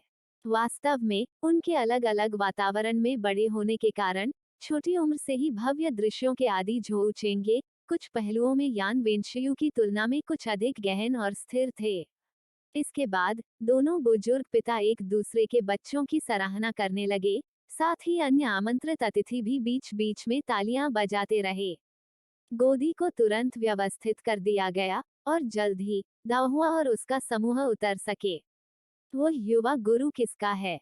अगर उन्होंने मदद नहीं की होती, तो कौन जानता कि हम कब तक यहीं फंसे रहते। उनकी शक्ल सूरत और आचरण से तो लगता है कि वे अवश्य ही कुलीन परिवारों से होंगे, नहीं? जैसे ही दाओहुआ और झोउ जिंगवान उतरे, उन्होंने दूसरी नाव पर लोगों की बातचीत सुनी। दोनों लड़कियों ने एक दूसरे से नजरें मिलाईं, फिर नजरें घुमाईं और देखा कि लगभग 15 या 16 साल की लड़कियों का एक समूह टोपी पहने हुए पड़ोसी नाव से अपनी दिशा में देख रहा था। क्या तुम्हें लगता है कि उनकी नजर तुम्हारे भाई पर है या मेरे भाई पर? झोउ जिंगवान ने अपना मुंह ढंकते हुए फुसफुसाया। दाओहुआ एक पल के लिए रुका, शायद उन्हें दोनों पसंद आ गए हैं। झोउ जिंगवान धीरे से हंसा, फिर वयस्कता के साथ विलाप करते हुए कहा, आह, मेरे भाई की भी शादी के बारे में बात करने की उम्र हो गई है। झोउ चेंगे की ओर देखते हुए, जो सभी का अभिवादन कर रहा था, उसने फुसफुसाते हुए कहा, मैं आपको बता दूं, मेरी माँ ने चुपके से उसके लिए एक बहू की तलाश शुरू कर दी है। दाओहुआ को अचानक एहसास हुआ, क्या इसीलिए आपका परिवार हाल ही में भोज का आयोजन कर रहा है? आपकी नजर किसी लड़की पर है। झोऊ जिंगवान ने नाराजगी जताते हुए कहा, आप कैसे कह सकते हैं कि नजरें सेट करना? इसे आपसी चयन कहा जाता है। उसने दाओहुआ को उकसाया, मुझे याद है यान, तुम्हारा बड़ा भाई मुझसे सिर्फ 1 साल छोटा है। क्या तुम्हारी माँ ने उसके लिए उम्मीदवारों की तलाश शुरू कर दी है? दाओहुआ ने एक पल के लिए सोचा, मेरी माँ ने पहले इसका जिक्र किया था, लेकिन फिर कोई कदम नहीं उठाया। शायद वह चाहती हैं कि मेरा भाई अभी चुपचाप अपनी पढ़ाई पर ध्यान केंद्रित करे। कहा जाता है कि अनाज के मामले में उसके सौतेले पिता को सम्राट की प्रशंसा मिली थी। इसके अलावा पिछले वर्ष के दौरान अन्य परिवारों के साथ लगातार बातचीत से ऐसा लग रहा था कि वह अपने वर्तमान पद को पूरा करने के बाद उच्च पद पर आसीन होंगे। उसकी माँ अपने भाई के लिए चीजों की व्यवस्था नहीं कर रही थी, शायद तब तक इंतजार कर रही थी जब तक कि उसके सौतेले पिता को उपयुक्त जोड़े की तलाश के लिए पदोन्नति नहीं मिल जाती। आखिरकार ऐसा करने से विकल्पों की एक विस्तृत श्रृंखला होगी और संभावनाएं बेहतर होंगी। इस बिंदु पर यान वेंगसिउ, झोउ चेंगे और यान झिगाओ की पार्टी ने अपना अभिवादन पूरा किया और फिर दाओहुआ और अन्य लोगों से संपर्क किया। झोउ परिवार के वरिष्ठ मास्टर ने चेतावनी दी, अपनी छोटी बहनों पर नजर रखें। आप उन्हें कुछ नहीं होने दे सकते, नहीं तो मैं आपको जवाबदेह ठहराऊंगा। झोउ चेंगे ने तुरंत हंसते हुए कहा, पिताजी, निश्चिंत रहें, हम निश्चित रूप से अपनी दोनों बहनों को कोई नुकसान नहीं पहुंचने देंगे। यान वेंशियू ने भी कहा, पिता और चाचा, कृपया निश्चिंत रहें। घोड़ा क्षेत्र में हाल ही में कई कोमल युवा घोड़े आए हैं और नौकरों की निगरानी के साथ कोई समस्या नहीं होगी। इस बिंदु पर यान झिगाओ और ओल्ड मास्टर झोऊ ने सिर हिलाया, यह संकेत दिया कि वे जा सकते हैं। क्या हम घोड़े के मैदान में नहीं जा रहे थे? हम महल में क्यों आए हैं? यान वेंशियू को उन्हें महल में ले जाते देख दाओहुआ ने हैरान होकर पूछा। यान वेंशियू ने अपनी बहन और झोऊ परिवार की लड़कियों की दिन भर की पोशाक पर नजर डाली और हंसते हुए कहा, घोड़े का मैदान महल से ज्यादा दूर नहीं है, यह महल से बहुत दूर नहीं है। मैं तुम्हें कपड़े बदलने के लिए यहाँ लाया हूँ। दाओहुआ ने अपने कपड़ों की ओर देखा, जो साफ सुथरे और सुविधाजनक थे। क्या हमें घोड़े की सवारी करने के लिए विशेष कपड़ों की जरूरत है? झोऊ चेंगे ने मुस्कुराते हुए कहा, कपड़े विशेष रूप से डी फू गोंगगोंग द्वारा तैयार किए गए थे, उनकी दयालुता को खारिज करना सही नहीं होगा। डोंग युयान्याओ, जो पहले आई थी, पहले ही उनमें बदल चुकी है, और वो बहुत सुंदर लग रही है। दाओहुआ अचंभित रह गया, डोंग युवानयाओ, बिग ब्रदर डोंग की बहन। झोऊ चेंगे ने सिर हिलाया और लालटेन महोत्सव की उस रात को याद करते हुए याद किया जब दोनों महिलाएं मिली थीं। वो लगभग हंसते हुए बोला, हाँ, यह वही है। झोऊ जिंगवान ने दाओहुआ की ओर खींचा, क्या आप सिस्टर डोंग को जानते हैं? दाओहुआ ने उदासीनता से सिर हिलाते हुए उत्तर दिया, उससे एक बार मिला था। फिर उसने अपनी आवाज धीमी करते हुए फुसफुसाया, उस समय वह एक आदमी के वेश में थी, मुझे चिढ़ाने की कोशिश कर रही थी। झोऊ जिंगवान की आंखें चौड़ी हो गईं और वह जल्द ही हंस पड़ी। सिस्टर डोंग भी चंचल है, आप स्थिति में और भी बदतर नहीं निकली, है ना? दाओहुआ ने अपना सिर पीछे झुकाया, मैं कौन हूँ? मैं संभवतः घाटे में कैसे रह सकता हूँ? मैंने उसे पीछे से छेड़ा और उसे शर्माते हुए और निःशब्द कर दिया। झोऊ जिंगवान ने दाओहुआ को देखा जो गर्व से भरी हुई थी और अपना सिर हिलाया, मुझे लगता था कि मैं काफी शरारती थी, लेकिन आप दोनों की तुलना में मैं हार स्वीकार करती हूँ। जल्द ही वे चारों एक महल के सामने पहुंचे। घोड़े का मैदान महल के ठीक पीछे है, आप आगे बढ़ें और अपने कपड़े बदलें, और कोई आपको शीघ्र ही वहां ले जाएगा, यान वेंशियू ने दोनों से कहा। दाओहुआ ने महल की ओर देखा, जहां नौकरानियां पहले से ही इंतजार कर रही थीं, और बुदबुदाया, क्या यह सिर्फ घोड़ों की सवारी के लिए थोड़ा औपचारिक नहीं है? झोऊ जिंगवान ने सीधे जवाब दिया, आप बहुत ही निडर हैं। बेशक, घुड़सवारी के लिए आपको घुड़सवारी पोशाक पहननी होगी। अगर इस बार इतनी जल्दबाजी न की गई होती तो मैंने हमारे कढ़ाई वाले से भी एक सेट बनवा लिया होता। अब जब किसी ने इसे हमारे लिए तैयार किया है तो इसे क्यों न पहने। क्या आपने नहीं सुना कि सिस्टर डोंग भी इसे पहन रही है।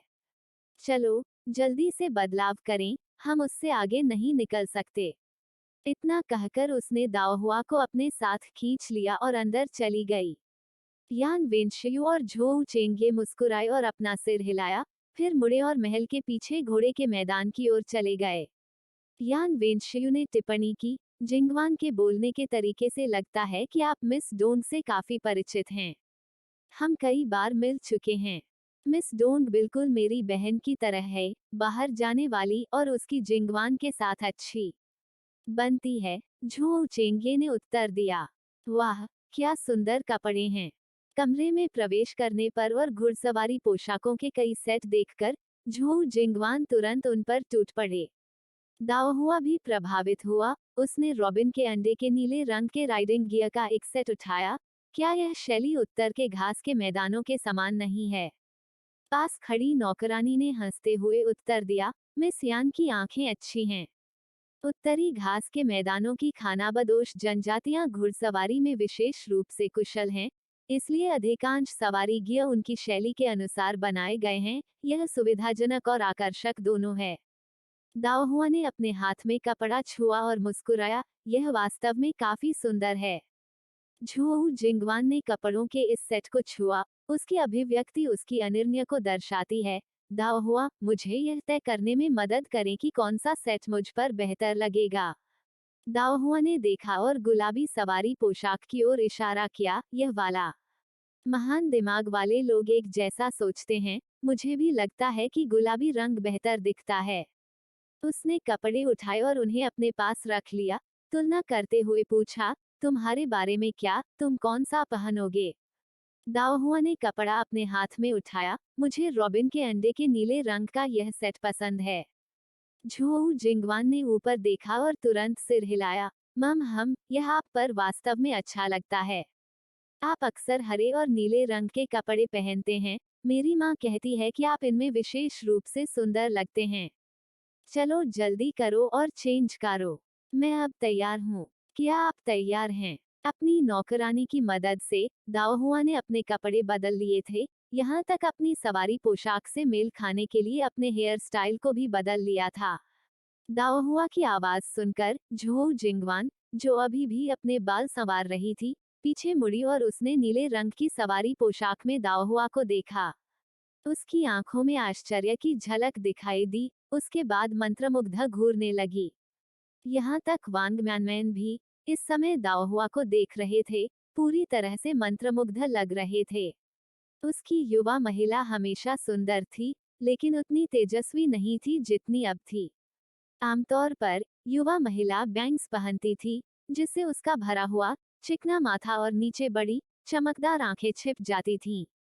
अब उसकी चूड़ियां पीछे की ओर झुक गई थीं और उसके कनपटी पर लटके हुए जूड़े को गूंथकर उसके सिर के पीछे बांध दिया गया था, जिससे उसका चेहरा पूरी तरह से उजागर हो गया था। चमकते सितारों की तरह साफ आंखें, होंठ थोड़े मुड़े हुए, उसकी कोमल मुस्कान मधुर। किसी की नजर खींचने के लिए बस एक नजर ही काफी थी। क्या क्या मैं अच्छा नहीं दिखता? दाओहुआ ने अपना हाथ उठाया और अपने पहनावे का निरीक्षण किया। उसे अपनी मौजूदा घुड़सवारी पोशाक बहुत पसंद आई, जिसमें एक अलग विदेशी झलक थी। ऐसा नहीं है कि आप अच्छे नहीं दिखते, ऐसा है कि आप बहुत अच्छे दिखते हैं। आप बिल्कुल अलग व्यक्ति लगते हैं। झू जिंगवान खड़ा हुआ, दाओहुआ के पास गया और सभी कोनों से अच्छी तरह से देखने के लिए उसके चारों ओर चक्कर लगाया, यहाँ तक उसके कंधे पर आराम कर रही चोटी को सहलाया, पूरे समय एक मुग्ध अभिव्यक्ति के साथ। यह सुनकर दाओहुआ हंसते हुए बोला, क्या आप कुछ अतिशयोक्ति नहीं कर रहे हैं? मैं संभवतः एक अलग व्यक्ति कैसे बन सकता हूँ? जैसे ही वह बोल रही थी, उसने अपने माथे पर लगे नीले आभूषण को छुआ। उसे अपने माथे पर कुछ हिलने की आदत महसूस नहीं हुई, लेकिन अच्छा दिखने के लिए उसने इसे सह लिया। फिर दाओहुआ ने झो जिंगवान का हाथ पकड़ लिया, उसे ऊपर से नीचे तक देखा और मुस्कुराते हुए कहा, आपकी सवारी पोशाक आपको और भी अधिक आकर्षक और सुंदर बनाती है। गुलाबी सवारी पोशाक ने उसे असाधारण रूप से नाजुक और ताज़ा बना दिया, और झोऊ जिंगवान के डिंपल ने एक जीवंत और प्यारा आकर्षण जोड़ा। झोऊ जिंगवान भी अपनी सवारी पोशाक से बहुत संतुष्ट थी। उसने मुस्कुराते हुए उत्साह से सिर हिलाया, मेरे लिए रुको, मैं भी अपने बालों को छोटी छोटी चोटियों में बांधना चाहती हूँ और फिर आपकी तरह गुलाबी माथे का आभूषण पहनना चाहती हूँ। उसने सोचा कि दाओहुआ की पोशाक बेहद सुंदर थी, और वह भी वैसा ही करना चाहती थी। सवारी का मैदान। जियो येयांग, डोंग युवानक सुआन, यान वेनकाई, यान वेंटाओ, सु होंगक्सन और अन्य लोग घुड़सवार तीरंदाजी में प्रतिस्पर्धा कर रहे थे। समूह अपने चाबुक चलाते हुए मैदान में सरपट दौड़ता रहा, दौड़ते समय धूल के बादल उड़ाता रहा। किनारे पर झो चेंगे, यान वेंशियु और डोंग युवानयाओ लाल रंग की सवारी पोशाक पहने हुए ध्यान से देख रहे थे। बिग ब्रदर झो, बिग ब्रदर यान, आप प्रतियोगिता में शामिल क्यों नहीं होते? प्रतियोगियों की ओर ऊर्जावान ढंग से हाथ हिलाते हुए डोंग युवानयाओ ने मुस्कुराते हुए पूछा। झो चेंगे और यान वेंशियु ने एक दूसरे पर नजर डाली, उनके चेहरे पर एक अजीब सी मुस्कान थी। वे दोनों कमजोर विद्वान थे। निश्चित रूप से वे घुड़सवारी करना जानते थे, लेकिन लिटिल प्रिंस और मार्शल आर्ट का अभ्यास करने वाले अन्य लोगों के साथ प्रतिस्पर्धा कर रहे थे। वे इसे भूल भी सकते हैं। वे पहले से ही जानते थे कि बिना शामिल हुए ही वे सबसे निचले पायदान पर होंगे। श्वश श्वश श्व। तेजी से बढ़ते हमले के बीच जियो येयांग ने मैदान के किनारे पर लैंपपोस्ट पर तेजी से 3 तीर चलाए। Bang bang bang. लैंपपोस्ट पर लटके हुए 3 पेपर लालटेन लगभग एक ही समय में जमीन पर गिर गए। एक भी तीर अपना निशान नहीं चूका, और वह इतनी तेज गति से था। डोंग युवानयाओ, यान वेंशियु और झो चेंगे महान शॉट की सराहना करने ही वाले थे कि तभी उन्हें अपने पीछे से जयकारे सुनाई दिए। महान शॉट। तीनों ने मुड़कर देखा, दाओहुआ और झो जिंगवान हाथ में हाथ डाले भाग रहे थे। घोड़े के मैदान के बीच में जियो येयांग ने आवाज सुनी, और जब वह पीछे मुड़ा तो उसने दाओहुआ को उज्ज्वल रूप से मुस्कुराते हुए देखा और वह उसकी ओर पागलों की तरह लहरा रही थी। उसकी उज्ज्वल और मधुर मुस्कान लगभग चकाचौंध कर देने वाली थी। नीली घुड़सवारी पोशाक में दाओहुआ सामान्य से भी अधिक आकर्षक लग रही थी, और उसकी विदेशी पोशाक विशेष रूप से ध्यान आकर्षित करने वाली थी। उसकी सुंदरता उज्ज्वल और ताज़ा दोनों थी, जिससे लोगों के लिए नजर हटाना मुश्किल हो गया था। जब जियो येयांग अभी भी विचलित था, एक घोड़ा अचानक उसके पीछे से दौड़ा, आगे निकल गया और सामने पहुंच गया। आह, मैं जीत गया, मैं पहला हूँ। यान वेनकाई की विजयी हंसी पूरे घोड़े के मैदान में गूंज उठी। जियो येयांग ने उस पर कोई ध्यान नहीं दिया, लगाम कड़ी कर दी और गति धीमी कर दी। उसके पीछे डोंग युवानक्सुआन और अन्य लोगों ने भी अपनी गति धीमी कर दी। जियो येयांग अपने घोड़े पर सवार होकर दाओहुआ और झोऊ जिंगवान की ओर बढ़ा। इस समय तक दाओहुआ और अन्य लोग पहले ही यान वेंक्सियू और उसके समूह के साथ जुड़ चुके थे। बड़े भाई भाई झोऊ, दाओहुआ ने पहले यान वेंशियू और झोऊ चेंगे का अभिवादन किया, फिर खांसते हुए डोंग युवानयाओ मिस डोंग की ओर देखा। डोंग युवानयाओ ने अपना मुंह बंद किया, एक स्वीकारोक्ति गुनगुनाई और उत्तर दिया, मिस यान। झोऊ जिंगवान ने डोंग युवानयाओ के साथ कुछ बार खेला था और वह उससे काफी परिचित था। यह देखकर कि वे कितने दूर थे, उसने हंसते हुए तुरंत डोंग युवानयाओ को खींच लिया और उसका परिचय कराया। सिस्टर डोंग, यह दाओहुआ है, मेरी अच्छी बहन। मैं जानता हूँ कि आप बहुत अच्छे से घोड़े चलाती हैं, इसलिए कृपया हमें बाद में सिखाएं। हम वास्तव में बिल्कुल नहीं जानते कि कैसे घुड़सवारी की जाती है। डोंग युयान्याओ अभी भी लैंटर्न फेस्टिवल की रात के बारे में सोच रही थी, जब उसे छेड़ना उल्टा पड़ गया। कुछ हद तक असहज महसूस कर रही थी, लेकिन झोऊ जिंगवान की उत्सुक आंखों को देखकर उसने दाओहुआ की ओर देखा, सख्ती से सिर हिलाया, जिससे ऐसा लग रहा था कि वह झोऊ जिंगवान की खातिर ऐसा कर रही थी। दाओहुआ लैंटर्न फेस्टिवल की घटना से परेशान नहीं थी और झोऊ जिंगवान की उत्साही मध्यस्थता को देखकर स्वाभाविक रूप से उसकी दयालुता से इनकार नहीं करना चाहती थी, इसलिए उसने डोंग युवानयाओ पर मुस्कुराते हुए कहा, तब हम आपकी देखभाल में रहेंगे, सिस्टर डोंग। दाओहुआ को बात करने की पहल करते हुए और अतीत पर बिल्कुल भी ध्यान न देते हुए देखकर डोंग युवानयाओ कुछ हद तक शर्मिंदा हुआ। मेरी घुड़सवारी उतनी अच्छी नहीं है, लेकिन यदि आपके कोई प्रश्न हैं, तो आप अभी भी मुझसे पूछ सकते हैं। उसी समय जियो येयांग वहां सवार होकर आया। अपने घोड़े पर ऊंचे स्थान पर बैठे जियो येयांग ने उतरने से पहले सबसे पहले दाओहुआ की ओर देखा और उसके पास आकर मुस्कुराते हुए कहा, यह घुड़सवारी पोशाक वास्तव में आप पर सूट करती है। दाओहुआ ने अपने कपड़ों को थपथपाया और मुस्कुराते हुए बार बार सिर हिलाया। मुझे भी ऐसा लगता है, यह काफी अच्छा लग रहा है। जियो येयांग की आंखें झुक गईं और वह मुस्कुराया, यह काफी अच्छा है। उनका स्वर कुछ अस्पष्ट था, और यह स्पष्ट नहीं था कि वो व्यक्ति या कपड़ों की बात कर रहे थे। ओह, दाओहुआ, आप और छोटे राजकुमार ने एक ही रंग के कपड़े पहने हैं। झोऊ जिंगवान अचानक आश्चर्य से बोला। तभी दाओहुआ ने ध्यान दिया और जियो येयांग की नीली सवारी पोशाक पर नजर डाली, फिर हंसे, यह वास्तव में है। ऐसा लगता है कि हम समान स्वाद साझा करते हैं।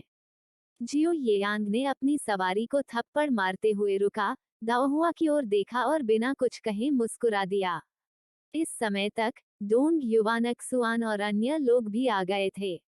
सभी लोग उतरे और हंसी के साथ दाओहुआ और झोऊ जिंगवान का स्वागत किया। सबसे बाद में आने वालों में यान वेनकाई था, जो उतरते ही तुरंत दाओहुआ की तरफ दौड़ा और उसके चारों ओर चक्कर लगाया, फिर गर्व से कहा, वास्तव में वह मेरी बहन के योग्य है, वह बहुत सुंदर है। उन शब्दों पर दाओहुआ को तुरंत शर्मिंदगी महसूस हुई और उसने यान वेनकाई की कमर पर चुटकी ली। चौथे भाई, आप किस बकवास के बारे में बात कर रहे हैं? क्या सचमुच कोई अपनी ही बहन की दूसरों के सामने इतनी बेबाकी से तारीफ करेगा?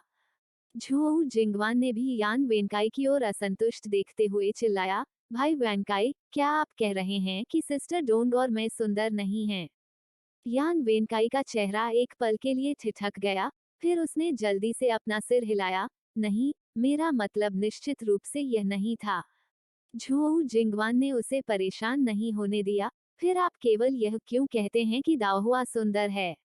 यान वेनकाई ने मदद के लिए यान वेनशियो और अन्य लोगों की ओर उत्सुकता से देखा, लेकिन दुर्भाग्य से किसी ने भी उस पर ध्यान नहीं दिया। आप उस परेशानी से निपटते हैं जो आपने स्वयं पैदा की है। अपने सिर के पिछले हिस्से को खुजलाते हुए यान वेनकाई ने शब्दों को खोजने के लिए संघर्ष किया और अंत में यह कहने में कामयाब रहे, आप तीनों में से प्रत्येक की अपनी सुंदरता है। सिस्टर झो, आप मनमोहक और स्पष्टवादी हैं। सिस्टर डोंग, उज्ज्वल और शालीन हैं। और मेरी बड़ी बहन, उत्कृष्ट और जीवंत, आप सभी सुंदर हैं। यह सुनकर सभी ने अपना सिर घुमाया और चुपचाप हंसने लगे। यान वेनशियू ने टिप्पणी की, छोटे भाई, तुम्हें वास्तव में और अधिक अध्ययन करना चाहिए। हालांकि उन्होंने प्रत्येक महिला की विशेषताओं का वर्णन किया, लेकिन उनके शब्दों का चयन बिल्कुल स्पष्ट था। जब हर कोई बातें कर रहा था और हंस रहा था, दाओहुआ ने अपने पीछे खड़े जियो येयांग के लंबे और मजबूत चेस्टनट घोड़े पर नजर डाली। उसके पास एक पूर्ण और सुंदर आकृति, एक परिष्कृत सिर, एक लंबी गर्दन और पतले अंग थे। अभी अभी जब उसने दौड़ना शुरू किया, तो उसके कदम हल्के और सुंदर थे, एक सुंदर दृश्य की तरह, आंख को बहुत भाता था। उसने चारों ओर देखा और सभी घोड़ों में से यह सबसे सुंदर था। दाओहुआ की उत्सुक अभिव्यक्ति देखकर जियो येयांग ने मुस्कुराते हुए कहा, यह पश्चिमी क्षेत्र का फरगना घोड़ा है। क्या आप इसकी सवारी करने का प्रयास करना चाहेंगे? दाओहुआ ने निर्णायक रूप से अपना सिर हिलाया, नहीं, धन्यवाद, यह घोड़ा मुझसे भी लंबा है, और यह स्पष्ट है कि मैं इसे संभाल नहीं पाऊंगा। मुझे डर है कि अगर मैं इसकी सवारी करूंगा, तो यह लात मारना शुरू कर देगा और मुझे गिरा देगा। जियो येयांग ने हंसते हुए कहा, तुम्हारे पास आत्म जागरूकता की अच्छी समझ है, लेकिन तुम काफी डरपोक भी हो। दाओहुआ ने सही जवाब दिया, मैं डरपोक नहीं हूँ, मैं संतानहीन हूँ। जरा सोचो, अगर मैंने वास्तव में एक हाथ या एक पैर तोड़ दिया होता, तो मेरी दादी और अन्य लोग कितने दुखी होते। किसी के बड़ों की चिंता करना अनैतिक है और मैं ऐसा कैसे कर सकता हूँ। इस पर डोंग युयान्याओ सबसे पहले हंसे। बहुत से लोग वास्तव में पहली बार घोड़े की सवारी करते समय डरते हैं। चेहरा बचाने की खातिर अधिकांश लोग इसे स्वीकार नहीं करेंगे और खुद को सही ठहराने के लिए हर तरह के कारण लेकर आएंगे। यान यी का कारण अब तक सुना गया सबसे नेक तर्क था। लेकिन वास्तव में भाई जियाओलियू सही थे। लिटिल प्रिंस ने यान परिवार की बेटी के साथ अलग व्यवहार किया। वह जल्दी आ गई थी और उसने अपनी आंखों से देखा कि लिटिल प्रिंस इस फरगना घोड़े को कितना महत्व देता था। यहाँ तक कि उसे इसकी सफाई का ख्याल भी खुद ही रखना पड़ता था, किसी और को इसे छूने की इजाजत नहीं होती थी।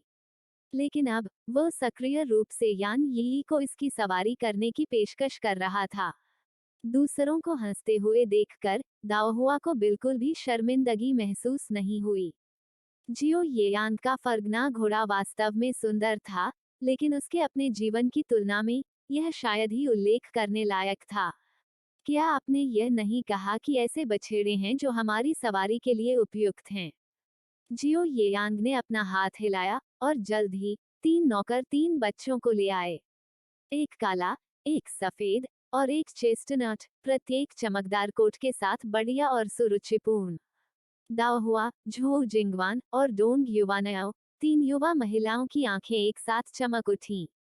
जियो येयांग और अन्य जिन बड़े घोड़ों पर सवार थे, उनके विपरीत, जो उनसे भी लंबे थे, तीनों बच्चों की लंबाई केवल 1.2 से 1.3 मीटर थी और वे विनम्र और सुंदर दोनों दिखते थे।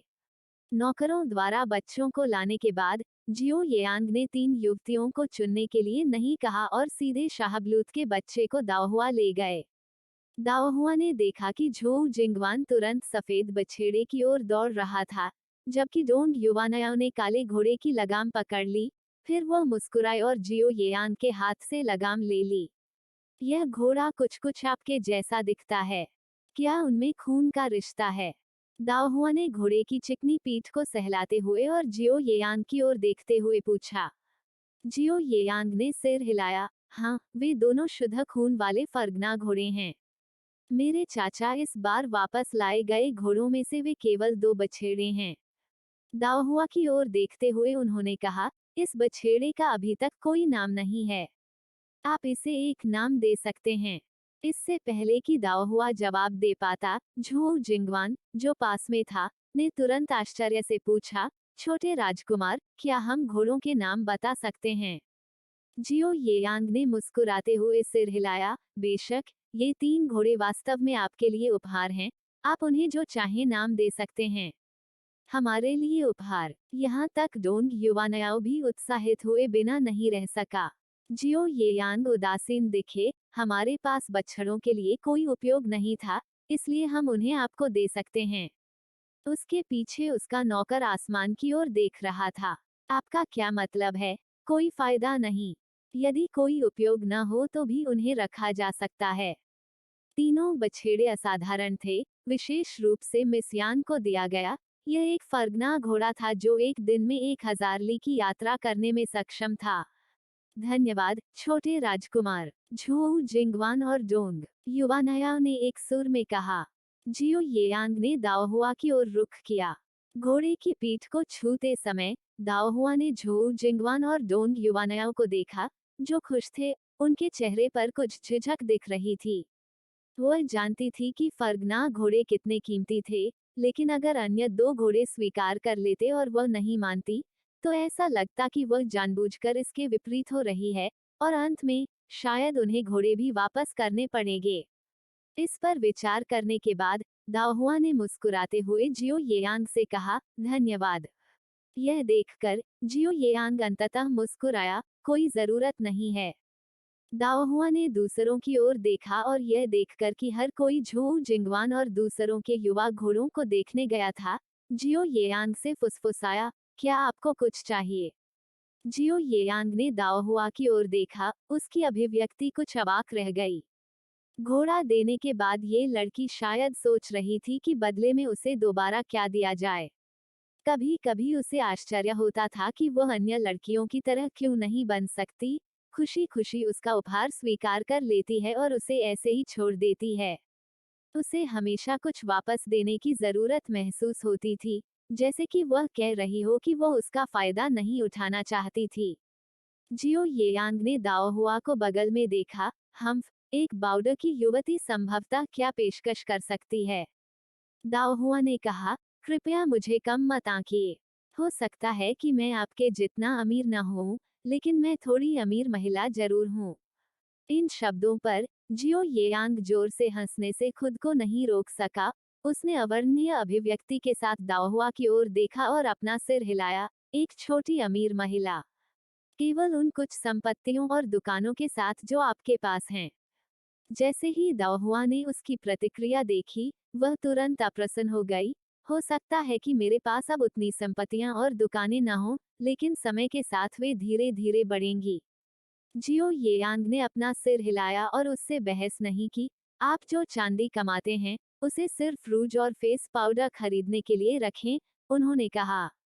उसके उपेक्षापूर्ण रवैये को देखकर दाओहुआ को मना करने का मन हुआ, लेकिन एक पल के लिए झिझकने के बाद उसने अपने शब्दों को निगल लिया। वह जानती थी कि जियो येयांग जैसे व्यक्ति के लिए, जो धन में पैदा हुआ था, उसकी संपत्ति और दुकानें बहुत मायने नहीं रखती थीं। उसी समय झू जिंगवान की आवाज गूंजी। दाओहुआ, डोंग युवानायाओ और मैंने पहले ही अपने घोड़ों का नाम रख दिया है। मेरे सफेद घोड़े का नाम टैक्स्यू है और उसके काले घोड़े का नाम ज्यूचेन है। आपके बारे में क्या? आपके लाल घोड़े का नाम क्या है? दाओहुआ ने विचलित होकर अपने सामने लाल भूरे रंग के घोड़े को देखा। वह नामकरण में बहुत खराब थी और वास्तव में वह तुरंत कोई अच्छा नाम नहीं सोच सकती थी। युवा घोड़े के लाल भूरे कोट को देखते हुए उसने एक पल के लिए सोचा और कहा, तब मेरे घोड़े को होंगजाओ कहा जाएगा। ओह! अस्तबल में थोड़ी देर के लिए सन्नाटा छा गया। हा हा हा। कुछ सेकंड बाद यान वेनकाई ने दाओहुआ की ओर इशारा किया और जोर से हंसी। होंगजाओ। हा हा हा, बड़ी बहन, आपके नामकरण कौशल वास्तव में कुछ हैं। हा हा हा, मैं हंसी से मर रहा हूँ, यहाँ तक कि मैं बेहतर नाम भी दे सकता हूँ। बाकी लोग अपना मनोरंजन छुपाने के लिए या तो हंस रहे थे या खांस रहे थे। जियो येयांग ने भी निःशब्दता की अभिव्यक्ति दिखाई। होंगजाओ नामक फर्गना घोड़ा। दाओहुआ वास्तव में भोजन के बारे में कभी नहीं भूलता, चाहे कुछ भी हो। दाओहुआ ने थपथपाया और यान वेनकाई को तब तक हंसते हुए देखा जब तक कि वो असहज महसूस नहीं करने लगा और अंततः उसकी हंसी कम हो गई। यह देखकर कि दाओहुआ खुश नहीं था, यान वेनकाई ने शर्मिंदा मुस्कुराहट के साथ चीजों को सुचारू करने की कोशिश की। वास्तव में होंगजाओ नाम काफी अच्छा है। यह किसी को चमकीले लाल बेर के बारे में सोचने पर मजबूर करता है, जो घोड़े पर काफी अच्छा लगता है। चलो, बड़ी बहन, मैं तुम्हें घुड़सवारी सिखाता हूँ, उसने घोड़े पर दाओहुआ की मदद करने के लिए आगे बढ़ते हुए कहा। दाओहुआ तुरंत पीछे हट गया। कोई जरूरत नहीं, मैं अभी तक मानसिक रूप से तैयार नहीं हूँ। यान वेनकाई अवाक रह गए। आपको एक युवा घोड़े की सवारी करने के लिए मानसिक तैयारी की आवश्यकता है। चलो, चिंता मत करो, मेरे साथ यहाँ, तुम नहीं गिरोगे। दाओहुआ घोड़े को पीछे खींचता रहा। यह ठीक इसलिए है क्योंकि तुम यहाँ हो कि मैं चिंतित हूँ। तुम कब से घुड़सवारी सीख रहे हो और अब तुम मुझे सिखाना चाहते हो? यान वेनकाई ने नाखुशी से जवाब दिया, हालांकि मैं लंबे समय से घुड़सवारी नहीं कर रहा हूँ, लेकिन मेरी तकनीक अच्छी है। क्या आपने नहीं देखा कि मैंने अभी अभी घुड़सवारी प्रतियोगिता में पहला स्थान जीता है?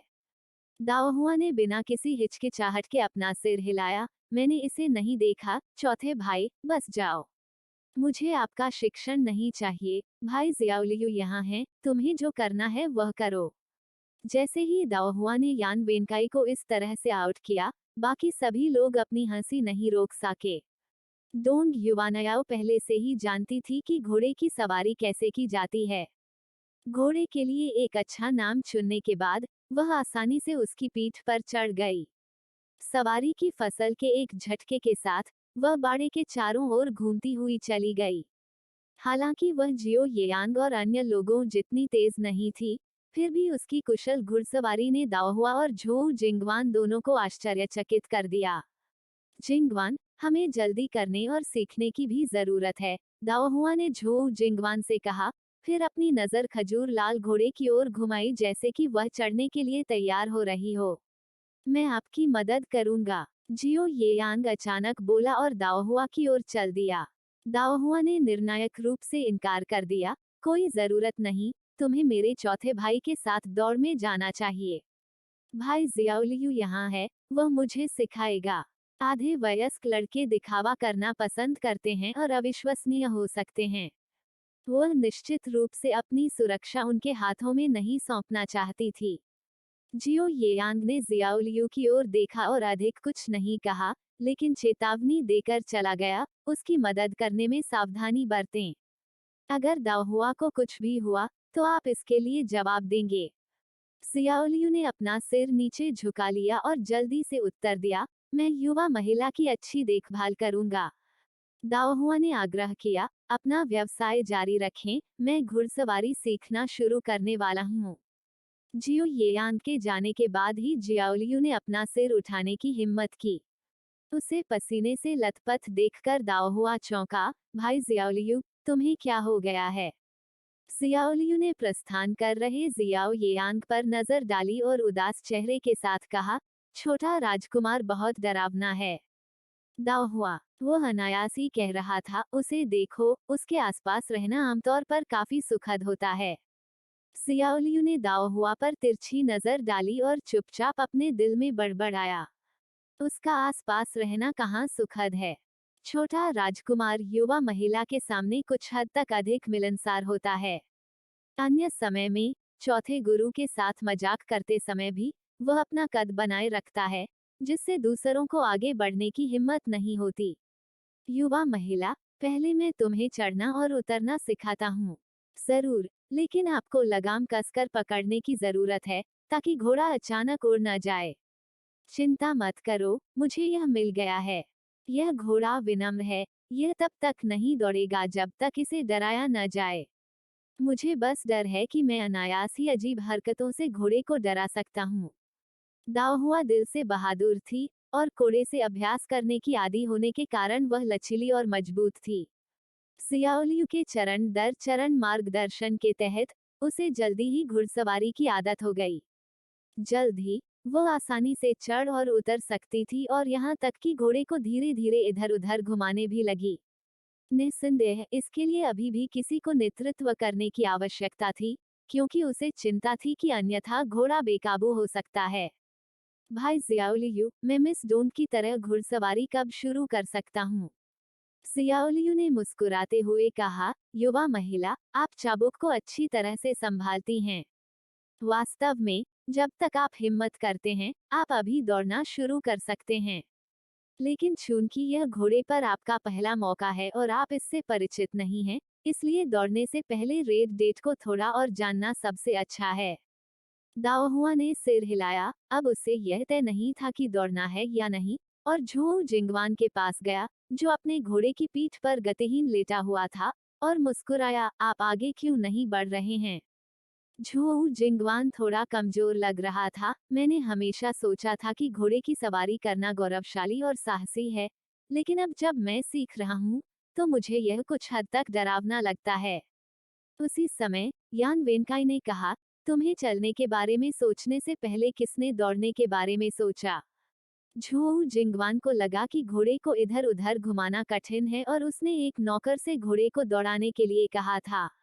उस दौरान, उसने अनजाने में घोड़े को चौंकाते हुए सवारी फसल को झटका दिया था। इससे पहले कि नौकर उस पर बलपूर्वक लगाम लगाता, घोड़ा कुछ देर के लिए आगे बढ़ता। तो, झू जिंगवान इस घटना से थोड़ा डर गया था।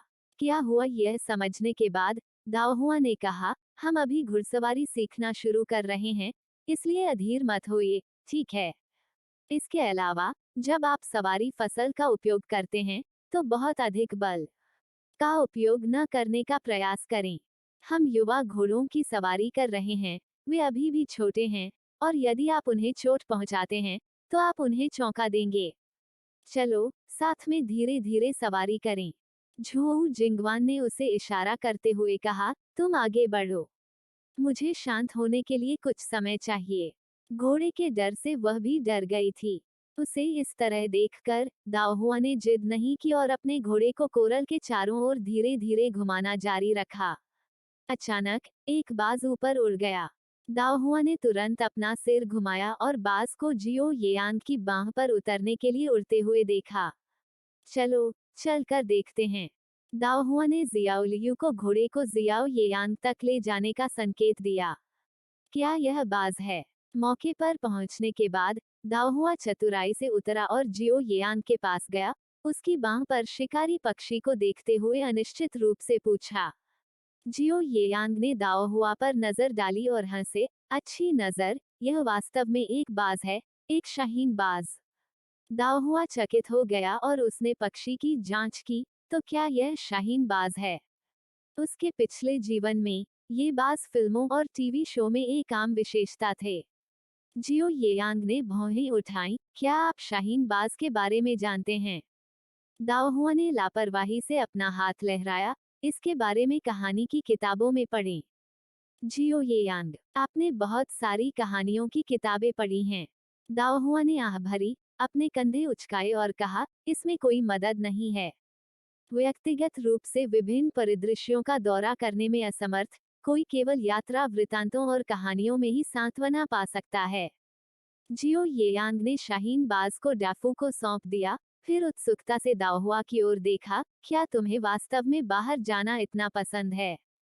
दाओहुआ ने जवाब दिया, यदि आप हर समय आंतरिक क्वार्टर तक ही सीमित रहेंगे तो क्या आप खुश होंगे? जैसे ही उसने बात की, उसने एक दुख भरी आह भरी, इस दुनिया को वास्तव में देखे बिना घूमना कितना बड़ा नुकसान होगा। टकराना। जियो येयांग ने स्पष्ट रूप से असहमत होते हुए अपना माथा पीट लिया। इतनी कम उम्र में एक बूढ़े ऋषि की तरह बोलना एक बात है, लेकिन बिना किसी वर्जना के जीवन और मृत्यु के प्रति उदासीन व्यवहार करना भी एक बात है। दाओहुआ ने अपना मुंह हिलाया लेकिन बहस नहीं की। इसके बजाय बुदबुदाया, मैं सिर्फ आपसे बात कर रहा हूँ, इसलिए मैं इतना नहीं सोच रहा था। जियो येयांग की अभिव्यक्ति नर्म हो गई, लेकिन उन्होंने फिर भी गंभीरता से कहा, अत्यधिक सोचना स्वस्थ जीवन के लिए अनुकूल नहीं है। घर में एक युवा महिला के रूप में आपको हर दिन खुश रहना चाहिए। स्तब्ध होकर दाओहुआ ने सोचा कि उसके शब्द कहने की तुलना में कहने में आसान हैं। जीवन में चिंता किसे नहीं होती। जियो येयांग और अधिक कहना चाहता था, लेकिन यह देखकर कि दाओहुआ अब नहीं बोल रहा था, चिंतित था कि आगे की बातचीत उसे शर्मिंदा कर सकती है, इसलिए उसने मामले को छोड़ दिया। अचानक उसकी नजर शाहीन बाज द्वारा पिघलते समय गिरे पंखों पर पड़ी और उसके चेहरे पर एक चिढ़ाने वाली मुस्कान आ गई। 1 घंटे से अधिक समय तक सवारी करने के बाद हर कोई थक गया और आराम करने के लिए उतर गया। दाओहुआ बीबीक्यू उपकरण लाया था, जिसे वांग म्यानमेन ने डेफू की मदद से पहले ही स्थापित कर दिया था। वे ग्रिल शुरू करने से पहले सज्जनों और महिलाओं के आराम करने की प्रतीक्षा कर रहे थे। लोग बीबीक्यू स्टैंड की ओर बढ़े और जैसे ही उन्होंने ग्रिल करना शुरू करने के लिए सीख उठाई, दाओहुआ और जियो येयांग भी आ गए। एक बार जब वे दोनों पहुंचे, तो सभी ने उन्हें देखा और सम्मान दिया। यह देखकर दाओहुआ को आश्चर्य हुआ। उसने पीछे जियो येयांग की ओर देखा, फिर खुद की ओर, और असमंजस में पूछा, तुम लोगों को क्या दिक्कत है? क्या हमारे साथ कुछ गड़बड़ है? पीएफएफटी यान वेनकाई सबसे पहले अपनी बहन को चकित होकर अपने बालों में पक्षियों के पंखों के साथ इधर उधर देखते हुए चौंका था। वह अपनी हंसी नहीं रोक सका। इसके बाद सू होंगक्सिन थी, जो यह जानने के बावजूद कि किसी महिला पर हंसना अभद्रता थी, इसे रोक नहीं पाई। फिर डोंग युवानेक्सुआन, झू चेंगे और यान वेनशियो आए, जो सभी बंद मुट्ठियों से अपने मुंह ढककर हंसने लगे। झू जिंगवान और डोंग युवानयाओ ने एक दूसरे को गले लगाया। उनकी चुप्पी का संकेत केवल उनके कंधे हिल रहे थे। वे स्पष्ट रूप से अपनी खुशी को रोकने में असमर्थ थे। सभी को इस तरह देखकर दाओहुआ को एहसास हुआ कि क्या हो रहा है। उसकी आंखें चौड़ी हो गईं और उसने गुस्से से वांग मनमन की ओर देखा, जिसका चेहरा अब हंसी रोकने के कारण लाल हो गया था। मनमन, मुझे क्या हो गया है? वांग मनमन ने जियो येयांग की ओर देखा, फिर अपना हाथ उठाया और अपने सिर की ओर इशारा किया। दाओहुआ ने तुरंत उसके सिर को छुआ और फिर मुट्ठी भर पंख निकाल दिए। जियोयांग, दाओहुआ ने गुस्से में चिल्लाया, जल्दी से अपने बचे हुए पंखों को अपने सिर से हटा दिया और जियो येयांग को पकड़ने के इरादे से इधर उधर घूम गई। जियो येयांग पकड़े जाने के लिए इंतजार करने वाला नहीं था, वह जितनी तेजी से भाग सकता था, भाग गया। जियो येयांग, वहीं रुक जाओ। अगर तुम रुक जाते और मुझे तुम्हें 2-4 बार मारने देते, तो बात खत्म हो जाती, अन्यथा हमारा काम खत्म नहीं होता, दाओहुआ उसके पीछे चिल्लाया। मैं इतना मूर्ख नहीं हूं कि रुक और तुम्हें मुझे मारने दूं। अगर तुम में क्षमता है, तो आकर मुझे पकड़ लो।